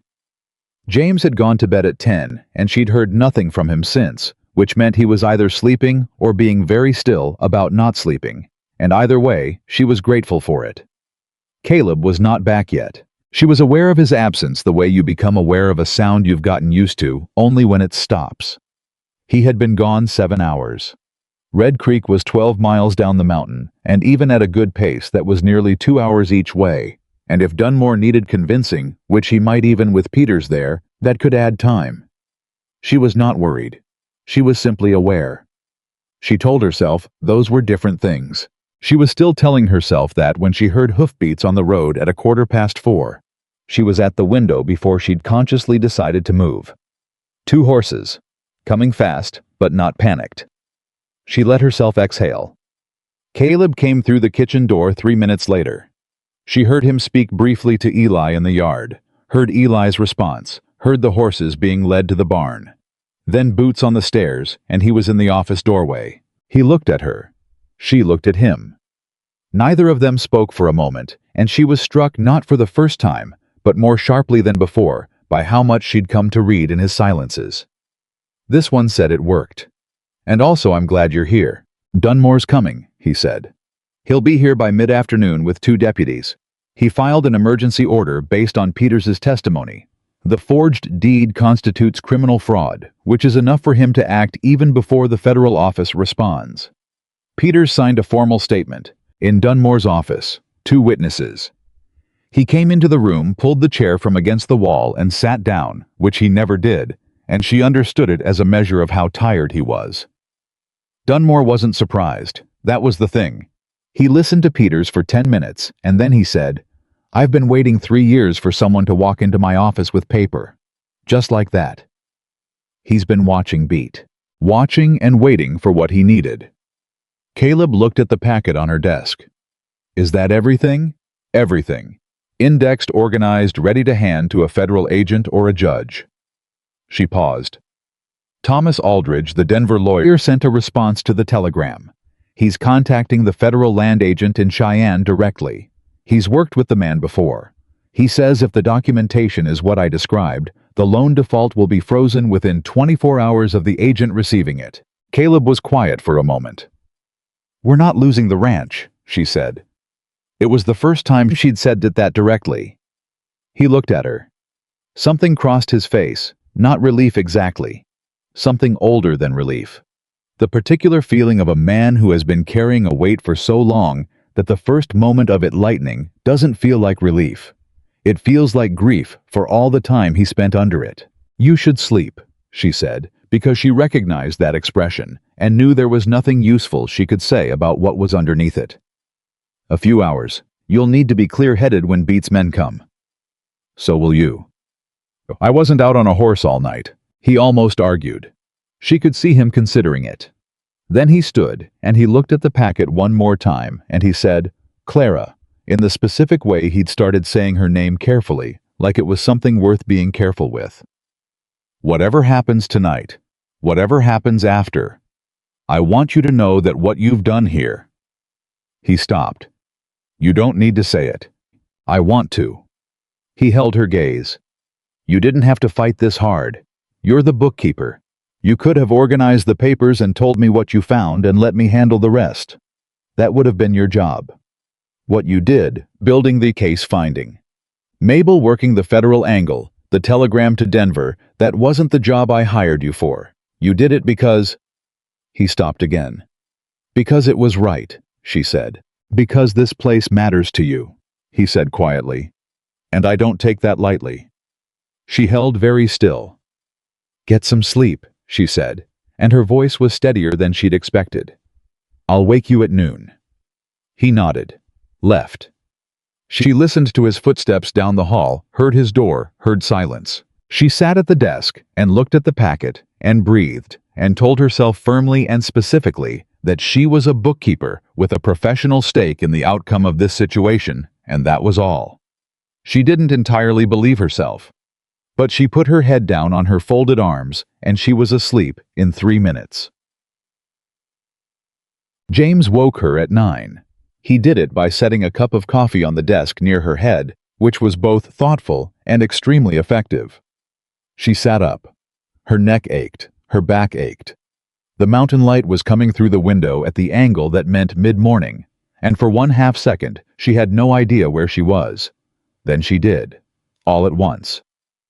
"Caleb's up," James said. "Eli's walking the fence line, and there's a rider coming up the road." She was on her feet. "Beats, man. Don't know. Riding alone.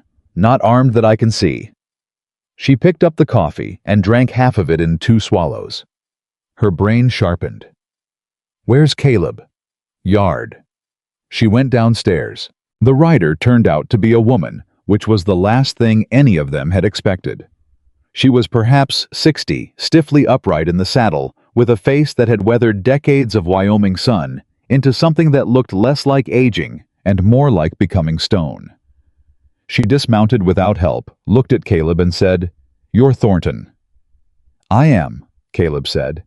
"My name is Frances Hargrove," she said. "Gus was my brother." The yard went very quiet. Clara stepped forward. Frances Hargrove's eyes moved to her sharp and assessing. "You're the one who's been building the case," she said. It was not a question. "I've been working on it," Clara said carefully. "Will Peters came to see me last night, after he'd been to see you." Frances reached into her and produced a folded document. She held it out to Clara. "This is a copy of the original deed to my brother's property, and this," she pulled a second thinner document from behind the first, "is a letter Gus wrote in 1882, 6 months before he sold out, describing everything he suspected was being done to him and why he felt he had no choice." She paused. "He gave it to me to hold. Said if anyone ever came asking the right questions, I should give it to them." Clara took both documents. She opened the letter. Gus Hargrove's handwriting was unsteady, a man writing under stress. She could see it in the pressure of the pen, but his words were clear. Supplier problems that didn't make sense. Loan adjustments he hadn't agreed to. A visit from a man named Tate, who had explained in the careful language of someone making a threat without using threatening words that things would go easier if Gus found a buyer for the property and moved on. She looked up at Frances. "This is exactly what I needed." "I know." Frances's jaw was set in the way of someone who has been angry for a long time and has decided to do something about it. "My brother spent 5 years after losing that ranch trying to prove what happened. He died 2 years ago. Never got to see it put right." She looked at Caleb. "I want it put right." Caleb looked at her steadily. "So do I." Frances looked back at Clara. "What else do you need?" "Your willingness to give a formal statement about receiving and holding this letter." Clara was already thinking through where this fit in the packet. The Hargrove case was the precedent that showed Beat's pattern. Gus's letter was the most direct evidence yet that Tate made personal contact to coerce sales. And the original deed, if you can get it a copy, helps, but the original is better. "I have the original." Frances said it with the calm of someone who has been preserving evidence for 2 years without anyone asking for it. "At my house in Milford. I can have it by tomorrow." "Tomorrow may be too late for tonight," Clara said. "But it won't be too late for the federal case, and the federal case is the one that matters long term." She looked at Frances steadily. "You came up here this morning. You didn't have to do that." "No," Frances said. "I didn't." She looked at Caleb again, a long, measuring look. "Gus said once that he wished he'd had a neighbor who didn't mind standing up. Turns out you had one. Just took a while for the right question to get asked." She remounted with the ease of someone who had been getting onto horses for 40 years. "I'll have the original deed to your lawyer's contact in Denver by the end of the week." She rode back down the mountain. Caleb watched her go. Then he looked at Clara. "Is it enough now?" She thought about what they had. The invoices. The loan documents. Mabel Pratt's testimony. Will Peters' statement. Dunmore's emergency order. The Denver lawyer's federal contact. And now Gus Hargrove's letter in his own hand, describing Tate's visit and the coerced sale. A pattern stretching back at least 4 years, documented across 3 properties, with named individuals, signed testimony, and physical evidence. Yes, she said. It's enough. Dunmore arrived at 2:30 with 2 deputies she didn't know, and an expression that said he had spent the morning making decisions he wasn't going to regret, but wasn't going to enjoy either. He looked at the packet Clara handed him for 40 minutes without speaking. She sat across from him at the kitchen table and let him read, and when he'd finished, he looked up with the eyes of a man who has confirmed what he already suspected and finds no satisfaction in being right. Tate, he said. Named by both Mabel Pratt and Gus Hargrove's own account, she said. Directly connected to the fraudulent loan adjustments and confirmed as personally present during the Hargrove coercion. Beat's fingerprints aren't on the paper. No, they never are. She'd expected this. He's careful, but the pattern is consistent across all 3 properties. Same supplier manipulation, same loan adjustment mechanism, same acquisition through front companies. And Peters' testimony about the forged deed is direct. He heard Beat planning it. In Beat's own office. Dunmore looked at Peters, who was sitting very still in the corner, with the look of someone who has committed and is not allowing himself to think about the cost. Son, if this goes to court, you'll have to testify. I know, Peters said. Beat will make your life difficult. He already has. Peters looked up. I watched what happened to Gus Hargrove. I'm not going to be the person who could have stopped it and didn't. Dunmore studied him for a moment. Then he nodded once, a slow, deliberate nod that meant something more than agreement. It meant respect. He looked at Caleb. What time do you expect them? After dark. Peters said Beat timed it for no moon. That's around 9. We'll be here. Dunmore folded his hands on the table. I want to be clear about how this goes. When they arrive, no one moves without my word. No one draws without my word. These are armed men, and I don't want anyone dead over a land dispute. He looked at Caleb specifically when he said this. Caleb held his gaze. Understood. The forged deed is the priority. If they're carrying it, and they attempt to present it as legal authority to occupy any portion of this property, they're committing criminal fraud in front of a law officer. That's my arrest. He paused. After that, we let the lawyers and the federal office do what they do. And Beat, Eli said from the doorway. Beat will get to answer for his part. Dunmore's voice was even. Just not tonight. Clara understood what he wasn't saying, that Beat had been careful to keep his name off the paper, and that building a criminal case against him directly was going to take time, even with everything they had. Tonight was the arrest of the men he'd sent. The case against Beat himself was the longer work. She looked at Caleb. He was already looking at her. He understood too. Neither of them said it aloud, because the deputies were present, and Dunmore was still talking, but the understanding moved between them with the ease of people who have spent enough time in the same room that they no longer need all the words. The waiting was the worst part. She had expected that. She'd told herself she'd expected it. But the reality of sitting with the foreknowledge of what was coming, the slow burn of a July evening, giving way to a warm dark, the mountains settling into its nighttime sounds, the particular quality of silence that has people in it who are all listening for the same thing, that was something she hadn't quite prepared for. Dunmore's deputies were in the barn. Dunmore himself was in the kitchen. James was in the house. Peters had been sent down the mountain by a different road before nightfall. Clara had insisted, and Dunmore had agreed, because Peters was a witness and not a fighter, and losing him to Beat's anger tonight would hurt the case. Eli was on the porch. Caleb was beside her. They were in the front room, not the office. Better sight lines to the road, Caleb had said, and she hadn't argued. She'd brought the packet with her. Not because she thought she'd need it tonight, but because she had been carrying it for 3 weeks in one form or another, and it felt strange not to have it close. They sat in the dark and did not talk for a long time. Then Caleb said quietly, "After this is over." She looked at him. "I want to ask you something." He was looking at the window at the dark road visible through the glass. But not tonight. Tonight isn't the right time. She considered this. All right, she said. He was quiet again. Caleb. She kept her voice low. He turned to look at her. Whatever it is you want to ask, she said, the answer isn't going anywhere. He looked at her for a moment. In the dark, she couldn't read his expression fully, but she could read the quality of his stillness, and it had changed from the controlled stillness of a man managing himself to something slower. Something that had let go of the managing. Good, he said, and turned back to the window. She turned back too, and they sat together in the dark and waited. They came at 9:20. She heard them before she saw them, not because they were loud, but because 8 horses on a mountain road at night make a specific sound that carries differently than the sounds she'd gotten used to. She put her hand on Caleb's arm, one brief contact, and he nodded. He'd heard it too. He went to the door, opened it, stepped onto the porch.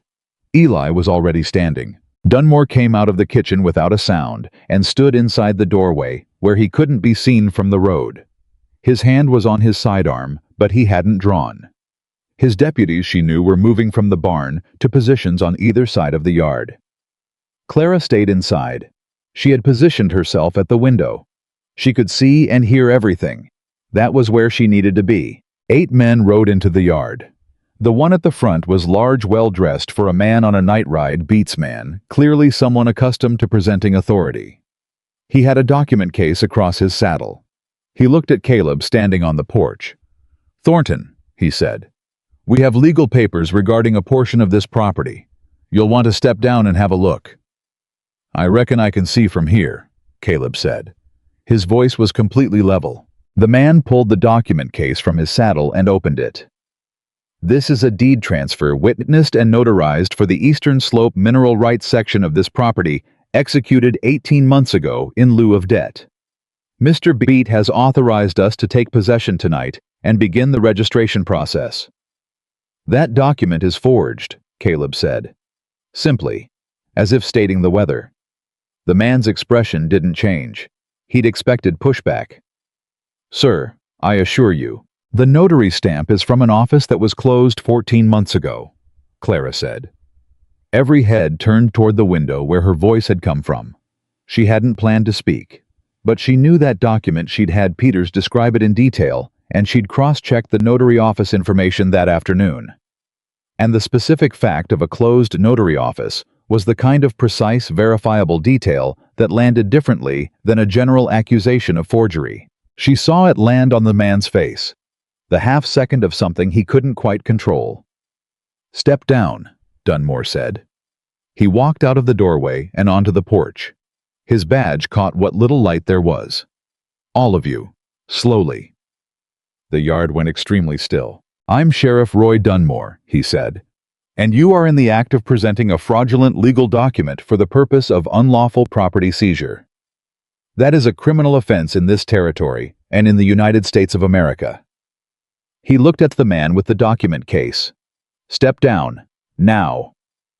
One of the men in the back, the third from the right, she'd count it later, moved his hand toward his hip. She saw it through the window, and her heart seized. Don't, Eli said. He was looking directly at that man. His voice had the quality of someone who has made a decision and is entirely comfortable with it. The man's hand stopped. Caleb had not moved from where he stood on the porch. He hadn't drawn, hadn't shifted, hadn't done anything except exist in his particular way, which turned out to be enough. There was something about a man who stands completely still when 8 armed men ride into his yard that communicates more than any weapon. The man with the document case got off his horse. The others followed. Dunmore's deputies moved in from either side of the yard, and the whole thing was over in less time than she would have thought possible. And she stood at the window with both hands flat against the wall and breathed. Dunmore had them in custody and on the road back down to Red Creek by 10:30. He paused at the gate and looked back at Caleb. I'll be riding to Cheyenne myself day after tomorrow, he said. With everything your Miss Whitmore put together, federal agent or no, this goes up the chain. Caleb nodded. Appreciate it. Dunmore looked at the house at the window where Clara was now standing in the doorway. He tipped his hat. Not in the courtly dismissive way men sometimes used hat tips to manage women. In the specific way of someone acknowledging a peer. She nodded back. He rode down the mountain. The yard was quiet. James came out of the house and stood on the porch and looked at the empty road for a long moment. Eli leaned against the fence post. Nobody said anything for a while. Then James said, "I'm going to make coffee," and went back inside, which was, she had come to understand his way of processing most things that were too large for immediate comment. She went inside too. She sat at the kitchen table. Her hands, she noticed, were not entirely steady, not from fear, but from the particular aftermath of sustained tension, the body's way of releasing what it had been holding. Caleb came in. He looked at her hands on the table, sat down across from her, said nothing. "The notary office detail," she said. "I wasn't sure it would land." It did. "Peters described the document well. I just checked the office records." She paused. "Anyone could have done that." "But you did." He looked at her steadily. "Clara, stop explaining why it wasn't special." She looked at him. "It was special," he said, quietly, without any of his usual carefulness. "You are. Stop pretending you're not." The kitchen was very quiet. James making coffee at the stove had the particular stillness of a man pretending he couldn't hear. She looked at the table, then back at Caleb. "You said you wanted to ask me something," she said. "After tonight." "I did. It's after tonight." He looked at her for a long moment. Outside the window, the mountain stood in the dark and said nothing the way it always did, the way it always would. "Stay," he said. "Not as the bookkeeper, not as—" He stopped. "Found it. I'm not asking you to stay for the ranch. I'm asking you to stay for me." He held her gaze with the direct, unguarded steadiness that she had come to understand was his most honest register. "Because I have spent 6 years on this mountain being entirely sure that I was better off alone. And in 3 weeks, you have taken that certainty apart completely. And I am not a man who says things he doesn't mean, so I'm saying this once plainly, I would like you to stay." She looked at him. She thought about the train platform, about 43 cents and the wall at her back and the certainty that she was at the end of something. About following a stranger to a feed store because his stillness felt safer than the crowd. About 3 weeks of coffee at dawn and ledger pages and venison stew and a mountain that had started to feel in the specific and terrifying way like a place she belonged. "I wasn't planning to leave," she said. Something happened in his expression. It was not dramatic. He was not a dramatic man. But it was real, and it was the most unguarded thing she'd seen on his face, and she felt it land somewhere deep and certain in her chest. "Good," he said, and reached across the table and put his hand over hers briefly, once a gesture that was not performance and not ceremony, just the simplest possible acknowledgement of something that neither of them needed more words for. James at the stove made no sound whatsoever, but his shoulders had shifted in the specific way of a man who is trying very hard not to smile. Eli appeared in the doorway, looked at the two of them, looked at James's back, said dryly, "Is there coffee or not?" "Almost ready," James said, and his voice was perfectly steady, and if it was slightly higher than usual, nobody mentioned it. Clara looked at the table, at Caleb's hand which had moved back to his own side, at the kitchen that had been the center of this house for 6 years before she came and would be its center for a long time after tonight. She thought about the packet on the office desk, about the federal case that was just beginning, the letters still in transit, the case against Beat that would take months to build and would require her specifically to hold together because she had built it from the ground up and she knew it better than anyone alive. She thought about Frances Hargrove riding down the mountain with her brother's letter, about Mabel Pratt walking 8 miles in July heat, about Will Peters sitting in Dunmore's office with shaking hands giving his statement. She thought about all the people who had decided in the hardest moments to do the right thing. She picked up her coffee cup. "All right," she said. "What else needs doing?" Caleb looked at her. Then, for the first time since she had known him, Caleb Thornton smiled. It was not a large smile. It was not showy. but it was real, and it reached his eyes, and it changed his face entirely. "Tomorrow," he said. "Tonight you rest." She looked at him. At Eli leaning against the doorframe with his usual unreadable expression that was she'd learned to notice not quite as unreadable as he thought. At James turning from the stove with 4 coffee cups and the face of a man who is fully, completely, unabashedly happy about the way things have turned out. "All right," she said again. "Tonight I rest." Outside the mountain held its silence. The summer dark pressed warm against the windows. And somewhere down in Red Creek, Harlan Beat was going to wake up in the morning and discover that the board had changed. The pieces had moved, and the woman he had dismissed on a train platform had spent 3 weeks building the case that would end him. Clara Whitmore picked up her coffee, drank it, and rested. She slept for 9 hours.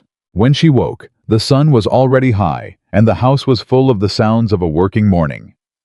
James in the kitchen. Eli's boots crossing the porch, horses in the yard. She lay still for a moment and listened to all of it, and felt with a clarity that surprised her that she was not a guest inside these sounds. She was part of them. She had become part of them without noticing the exact moment it happened, the way you become part of a place when you've stopped watching it from the outside and started just living in it. She got up, washed her face, went downstairs. Caleb was at the kitchen table with a cup of coffee and the previous day's mail, which Eli had apparently collected on a dawn ride she hadn't heard. He looked up when she came in, said nothing, which was his version of good morning, and she'd learned to hear it exactly that way. James put a plate in front of her before she'd fully sat down. "Eggs," he said, as if this required announcement. "Thank you, James. And there's a letter." He nodded toward the table. "Came with the Morning Post, from Denver." She picked it up before she reached for the fork. Thomas Aldridge had written 3 pages in the efficient, precise hand of a man who understood that the people reading his letters were busy and didn't want decoration. She read it through once fast, and then again slowly, and by the end of the second reading, she had set the fork down entirely and was sitting very still. "What does it say?" Caleb asked. "The federal land agent in Cheyenne, a man named Harker, has opened a formal investigation." She looked up. "Not just into our loan, into all 3 properties. Thornton Hargrove and a 3rd parcel. I hadn't found yet. A homestead claim filed in 1879 that changed hands in 1883. Under circumstances Harker has apparently had questions about for 2 years. She paused. "Aldridge says Harker was waiting for documentation sufficient to justify opening formally. Our packet was sufficient." James sat down slowly in his own chair. "There's more," she said. "Gerald Tate was placed on administrative suspension from the First Territorial Bank yesterday morning. The bank's directors apparently moved fast once the federal inquiry became official. They don't want to be holding the bag for fraud committed by their own loan officer." She looked at Caleb. "The suspension removes his ability to finalize any default actions. The default proceeding against this ranch is frozen as of yesterday." The kitchen was completely quiet. Then, Eli from the doorway. She hadn't heard him come in, but he was there. He was always there, present in the way that the house itself was present. Said, "And Beat." She looked at the 3rd page. "Aldridge says Harker is particularly interested in the principal investor behind Cascade Partners." She set the letter down. "He didn't write Beat's name, but that's who he means." "How long?" Caleb said. "Before they move against Beat directly?" "Aldridge estimates weeks, not months. The forged deed attempt gives them something they can tie to him personally. Peters's testimony puts him in the room planning it. Combined with the pattern across 3 properties and Tate's involvement in his loans specifically." She paused. "It's not airtight yet, but it's close." Caleb looked at her. She looked back. "Weeks," he said. "Weeks," she confirmed. He picked up his coffee, drank, said nothing for a moment. Then, "All right." That was all. Just all right. But she understood it completely, because all right from Caleb Thornton did not mean fine or acceptable or resigned. It meant I trust this. It meant we keep going. It meant the kind of forward-facing acceptance that takes more strength than anger. She picked up her fork. I'm going to need to write to Aldridge today. There are 3 additional pieces of documentation I can send that will strengthen the Tate connection. She ate a bite of eggs. They were very good. And I want to draft a statement for Dunmore to include in his report to the state sheriff's office.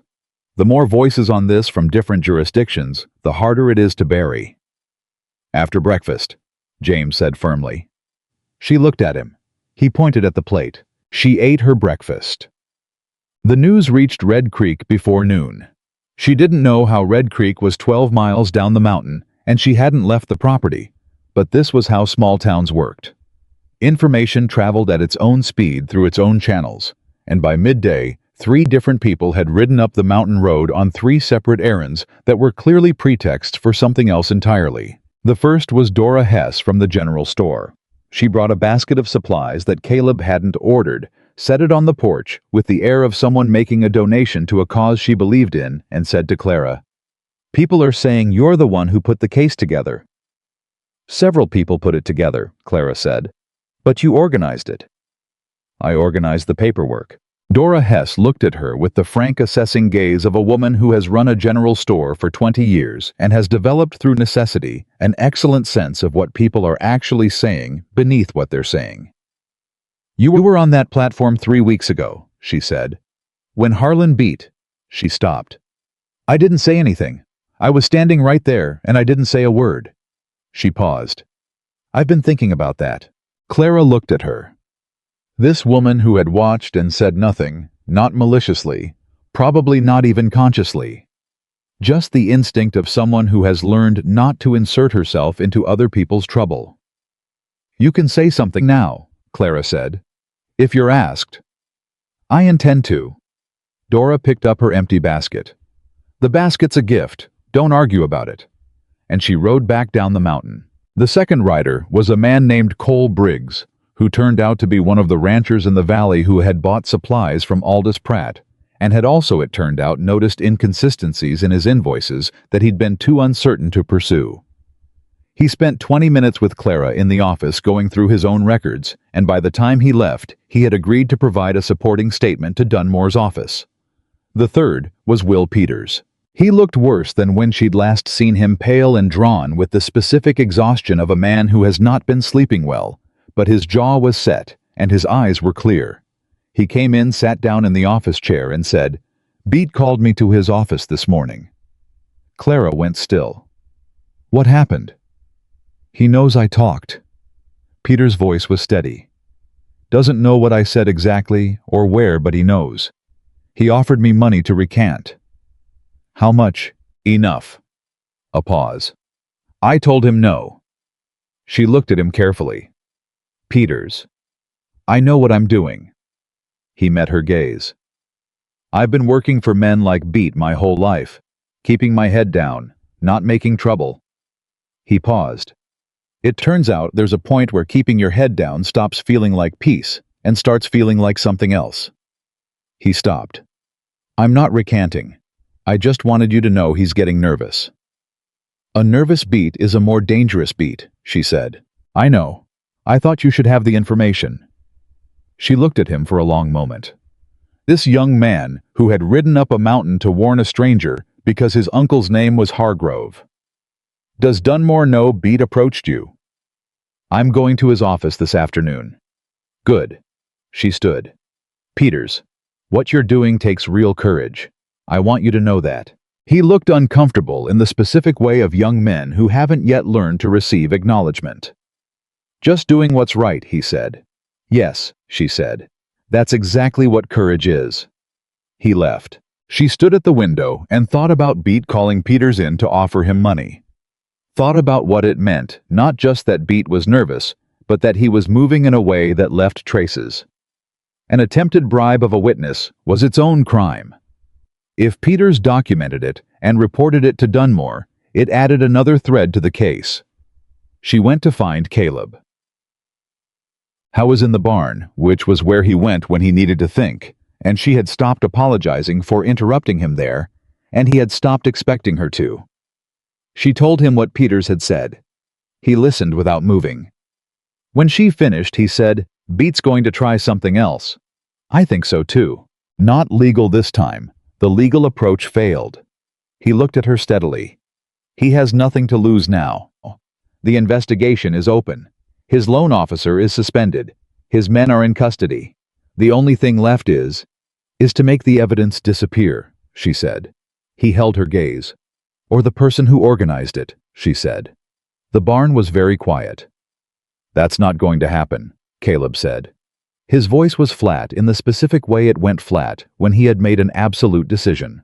I know. She held his gaze. But I want to be clear-eyed about the risk. Because I am not going to have you make decisions based on protecting me that compromise what we've built. The evidence is already with Aldridge in Denver and Harker in Cheyenne. Even if something happened to our copies here, the case doesn't disappear. She paused. I need you to know that. He looked at her for a long, steady moment. You're telling me that, so I won't do anything reckless. I'm telling you that because it's true, and because... She stopped. Found it. Because you matter more to this than the papers do. The papers are replaceable. You built something here. This ranch, these people, this... She stopped again. Looked at him with the directness she'd learned from watching him. You matter. He came toward her, not fast, not dramatic.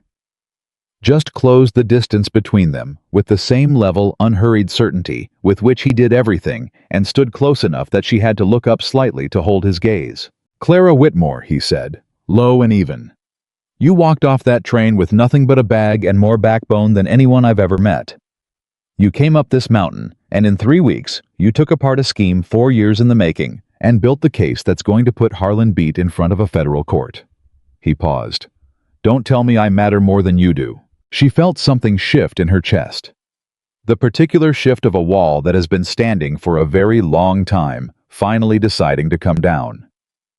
We're not competing, she said. No, he agreed. We're not. He reached up and touched her face. One hand briefly, the back of his fingers against her cheek. The gentlest possible gesture from the largest possible man. And then he stepped back and put his hat on and said, I'll ride perimeter tonight. Make sure nothing's moving on the road. She nodded. He left the barn. She stood where she was for a moment.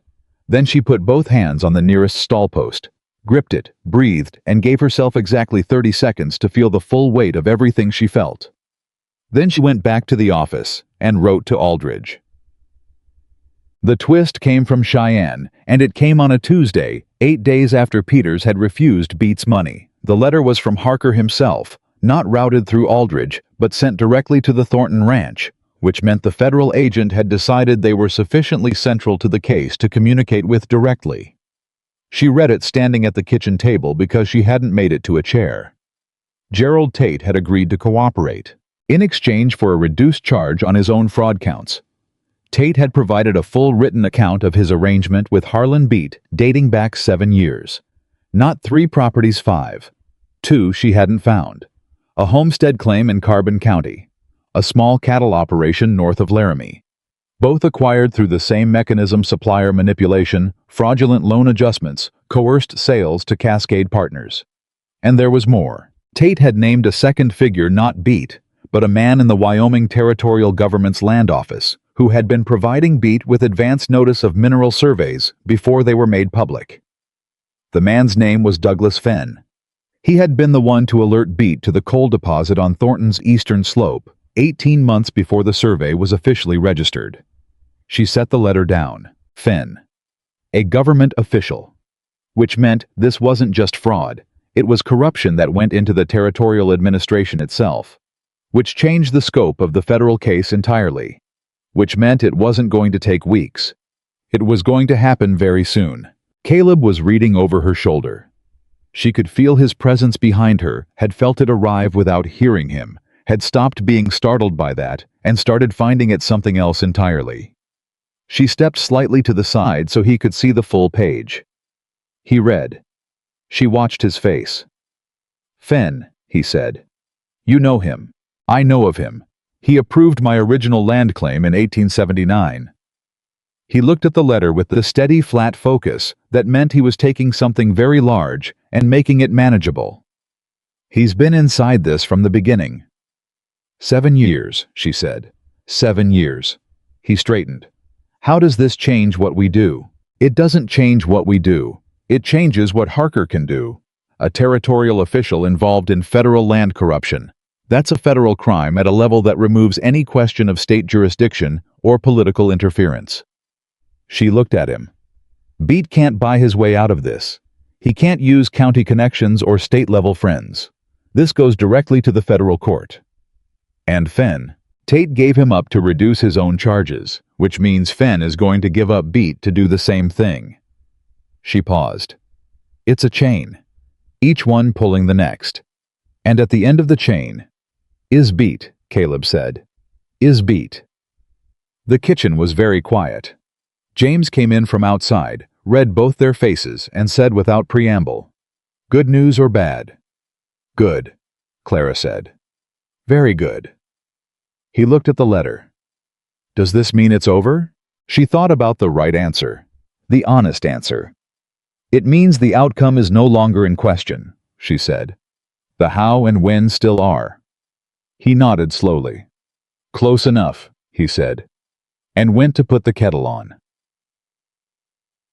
Harlan Beat was arrested on a Thursday morning, 3 weeks after his men had ridden up the mountain with forged papers by 2 federal marshals and Roy Dunmore in the office of his own building in Red Creek. Clara wasn't there. She heard about it from Eli, who had ridden into town for supplies and come back with his usual economy of expression and a specific quality of quiet that told her something significant had happened before he opened his mouth. "It's done," he said. Marshals had him out of the building by 9. She set down her pen. "Fenn was taken in Cheyenne yesterday," he continued. "Same marshals, different office." He looked at her steadily. "Word got through town fast. People came out of the storefronts to watch them take him. And nobody spoke up for him." A pause. "That's what I heard. He came out of the building, and there were 30 people on the street, and not one of them said a word in his favor." Eli's voice was even. "That's the kind of thing that doesn't happen in Red Creek." She looked at the window, thought about the platform, about 30 people watching her stand there after Beat walked away, and the particular silence of people who do not intervene. 30 people, she said softly. "Yes, ma'am." Eli put his hat back on. "I thought you should know." He left. She sat at the desk for a long time without writing anything. When Caleb came to the office doorway an hour later, she was still sitting there. He looked at her face, came in, sat down across from her the way he'd started doing the naturalness of it, a thing she'd noticed without letting herself comment on. "Eli told me," he said. "I know." "How are you?" She thought about this question seriously, the way she thought about most things. How was she? "I'm good," she said. "I'm genuinely good. I just need a moment to—" She stopped. "I came off that train with nothing. And now there are federal marshals in Red Creek because of something I built.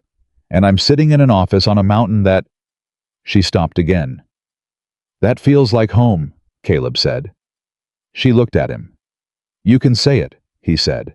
"It feels like home," she said. And it felt saying it aloud for the first time, both enormous and entirely simple, the way true things usually did. He looked at her steadily. "I need to ask you something." "You already asked me something," I already answered. "Different question." He reached into his shirt pocket and set something on the desk between them. Small. A ring, plain silver. Unadorned, the kind of ring made by someone who thought about function before decoration. "My mother's," he said. "She left it to me. Said to give it to someone worth giving it to." He looked at her.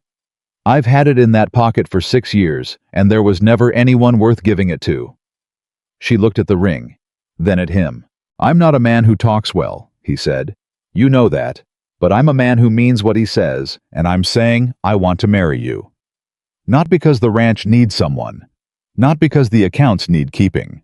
Because I wake up in the morning and the first thing I think about is whether you've already started the coffee, and that's new for me." He paused. "That's very new for me." She looked at him for a long time. Long enough that a less certain man might have shifted in his seat. He did not shift. "You wake up thinking about coffee," she said. About whether you've started it, he corrected. That's different.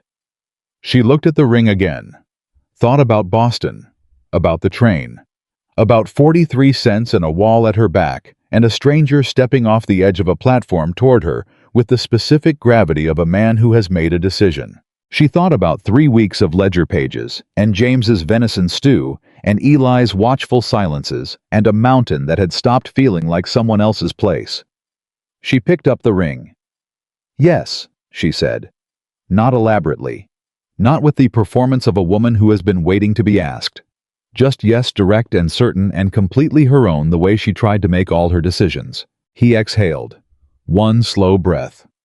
And then he did the thing she had not expected, which was that he reached across the desk and took her hand in both of his and just held it. Didn't rush. Didn't fill the moment with words it didn't need. Just held her hand in the same steady level way he did everything, and looked at her and let the moment be what it was. James in the hall made a sound that he immediately tried to convert into a cough and did not succeed. Eli's voice from downstairs. James. I wasn't listening, James said. You were absolutely listening. I was just passing by. The office is not on your way to anywhere. Clara looked at Caleb.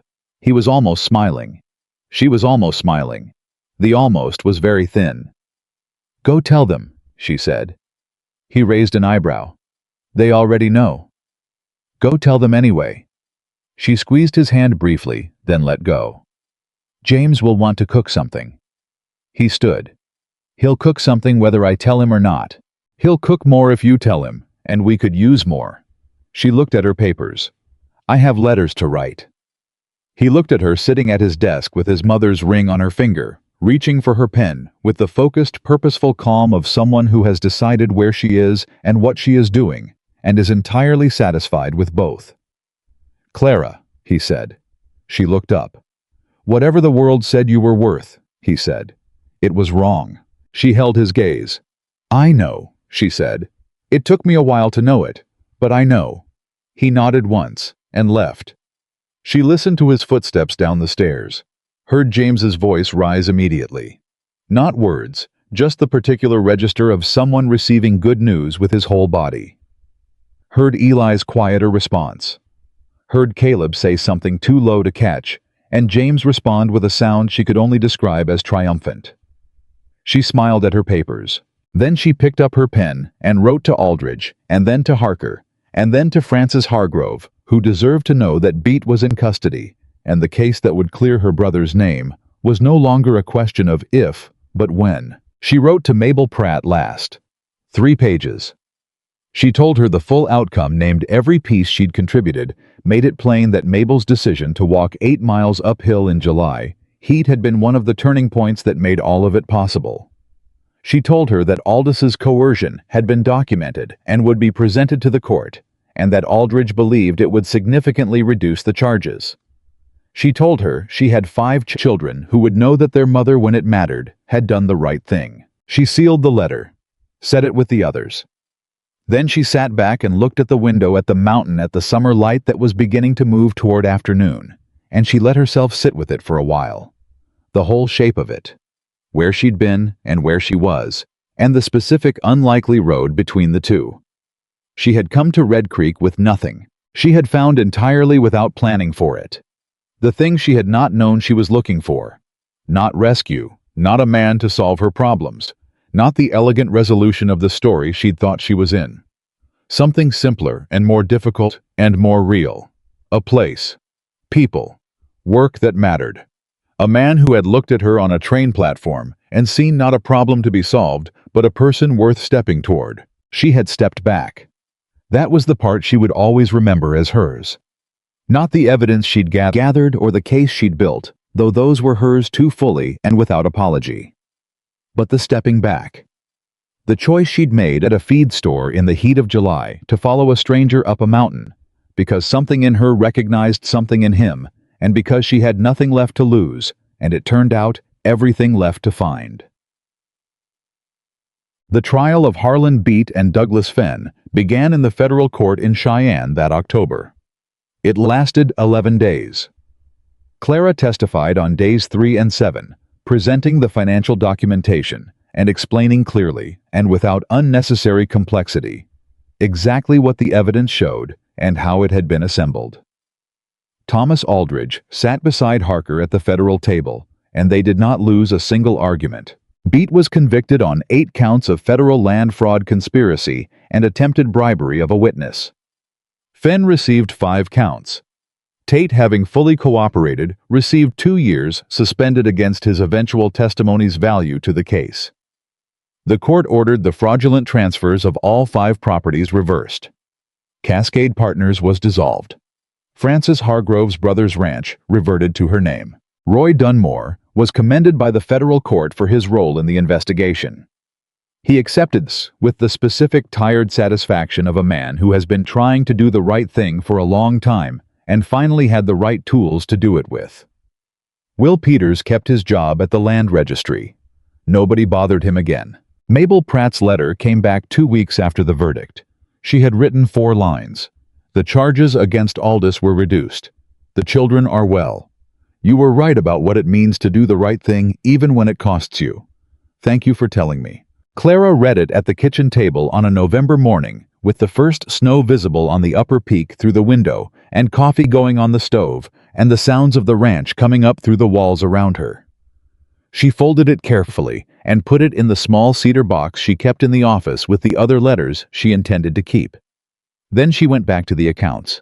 Caleb found her there an hour later, the way he often did, not looking for her specifically, but finding her because she was consistently where the work was, and the work was consistently where the ranch needed someone paying attention. He stood in the doorway and looked at the papers spread across the desk and said, "Good year. Very good year," she agreed without looking up. The Eastern Slope mineral rights are going to generate a lease income that offsets the North Pasture expansion costs. If you want to look at the numbers. Not today. She looked up. He was watching her with the particular expression she'd stopped being surprised by and started being grateful for, the expression of a man who has decided he is exactly where he wants to be and has no intention of moving. "Today," he said, "I thought we might ride up to the North Ridge." She put down her pen. "The fence line." "No. Just," he paused, "just to go, because it's a clear day, and the snow's not down to that elevation yet, and I reckon you've been inside long enough." She looked at him. "Caleb Thornton, are you suggesting we take a ride for no productive reason?" "I am." "That's not like you." "No." He held her gaze. "But you're changing me." He said it simply, without decoration, the way he said everything that mattered. "I reckon that's allowed." She stood, came around the desk, stood in front of him, and looked up at him, and thought, as she thought often in various specific moments, in the irreducible and continuing surprise of a life that had turned out to be so much larger than she'd planned. For that he was exactly what she hadn't known to look for, and would have never found if she hadn't first found herself with nothing at the bottom of everything, with 43 cents and a wall at her back. "It's allowed," she said. They rode up to the North Ridge on a clear November morning, and the mountain held them the way it had held Caleb for 6 years, and Clara for 4 months steadily, without condition, with the particular permanence of things that do not need to prove themselves. Below them, the ranch sat exactly as it was, solid, working, real. Theirs. Not because the world had decided to give it to them. Because they had refused to let it be taken, and because they had not refused alone, and because the right person had shown up at the right moment and chosen in a feed store in July to stay. The world judges people by what it sees first. It had seen a woman without money or connections or the right kind of past, and it had decided efficiently and without much thought that she was not worth the trouble. It had been wrong about that. She had always known it was wrong. It just felt different, deeply, permanently, bone-level different, to be standing on a mountain in November with the man she loved and the life she'd built around her, and to know it the way you know things that are simply and finally true. No more proving it. No more carrying the weight of other people's wrong opinions like they were facts she owed deference to. Just this. Just here. Just the clear November air, and the horse under her, and Caleb beside her, close enough that their shoulders almost touched, looking out at the land that was theirs. She breathed in, breathed out. "Good," she said. To nobody in particular. To everything. And it was.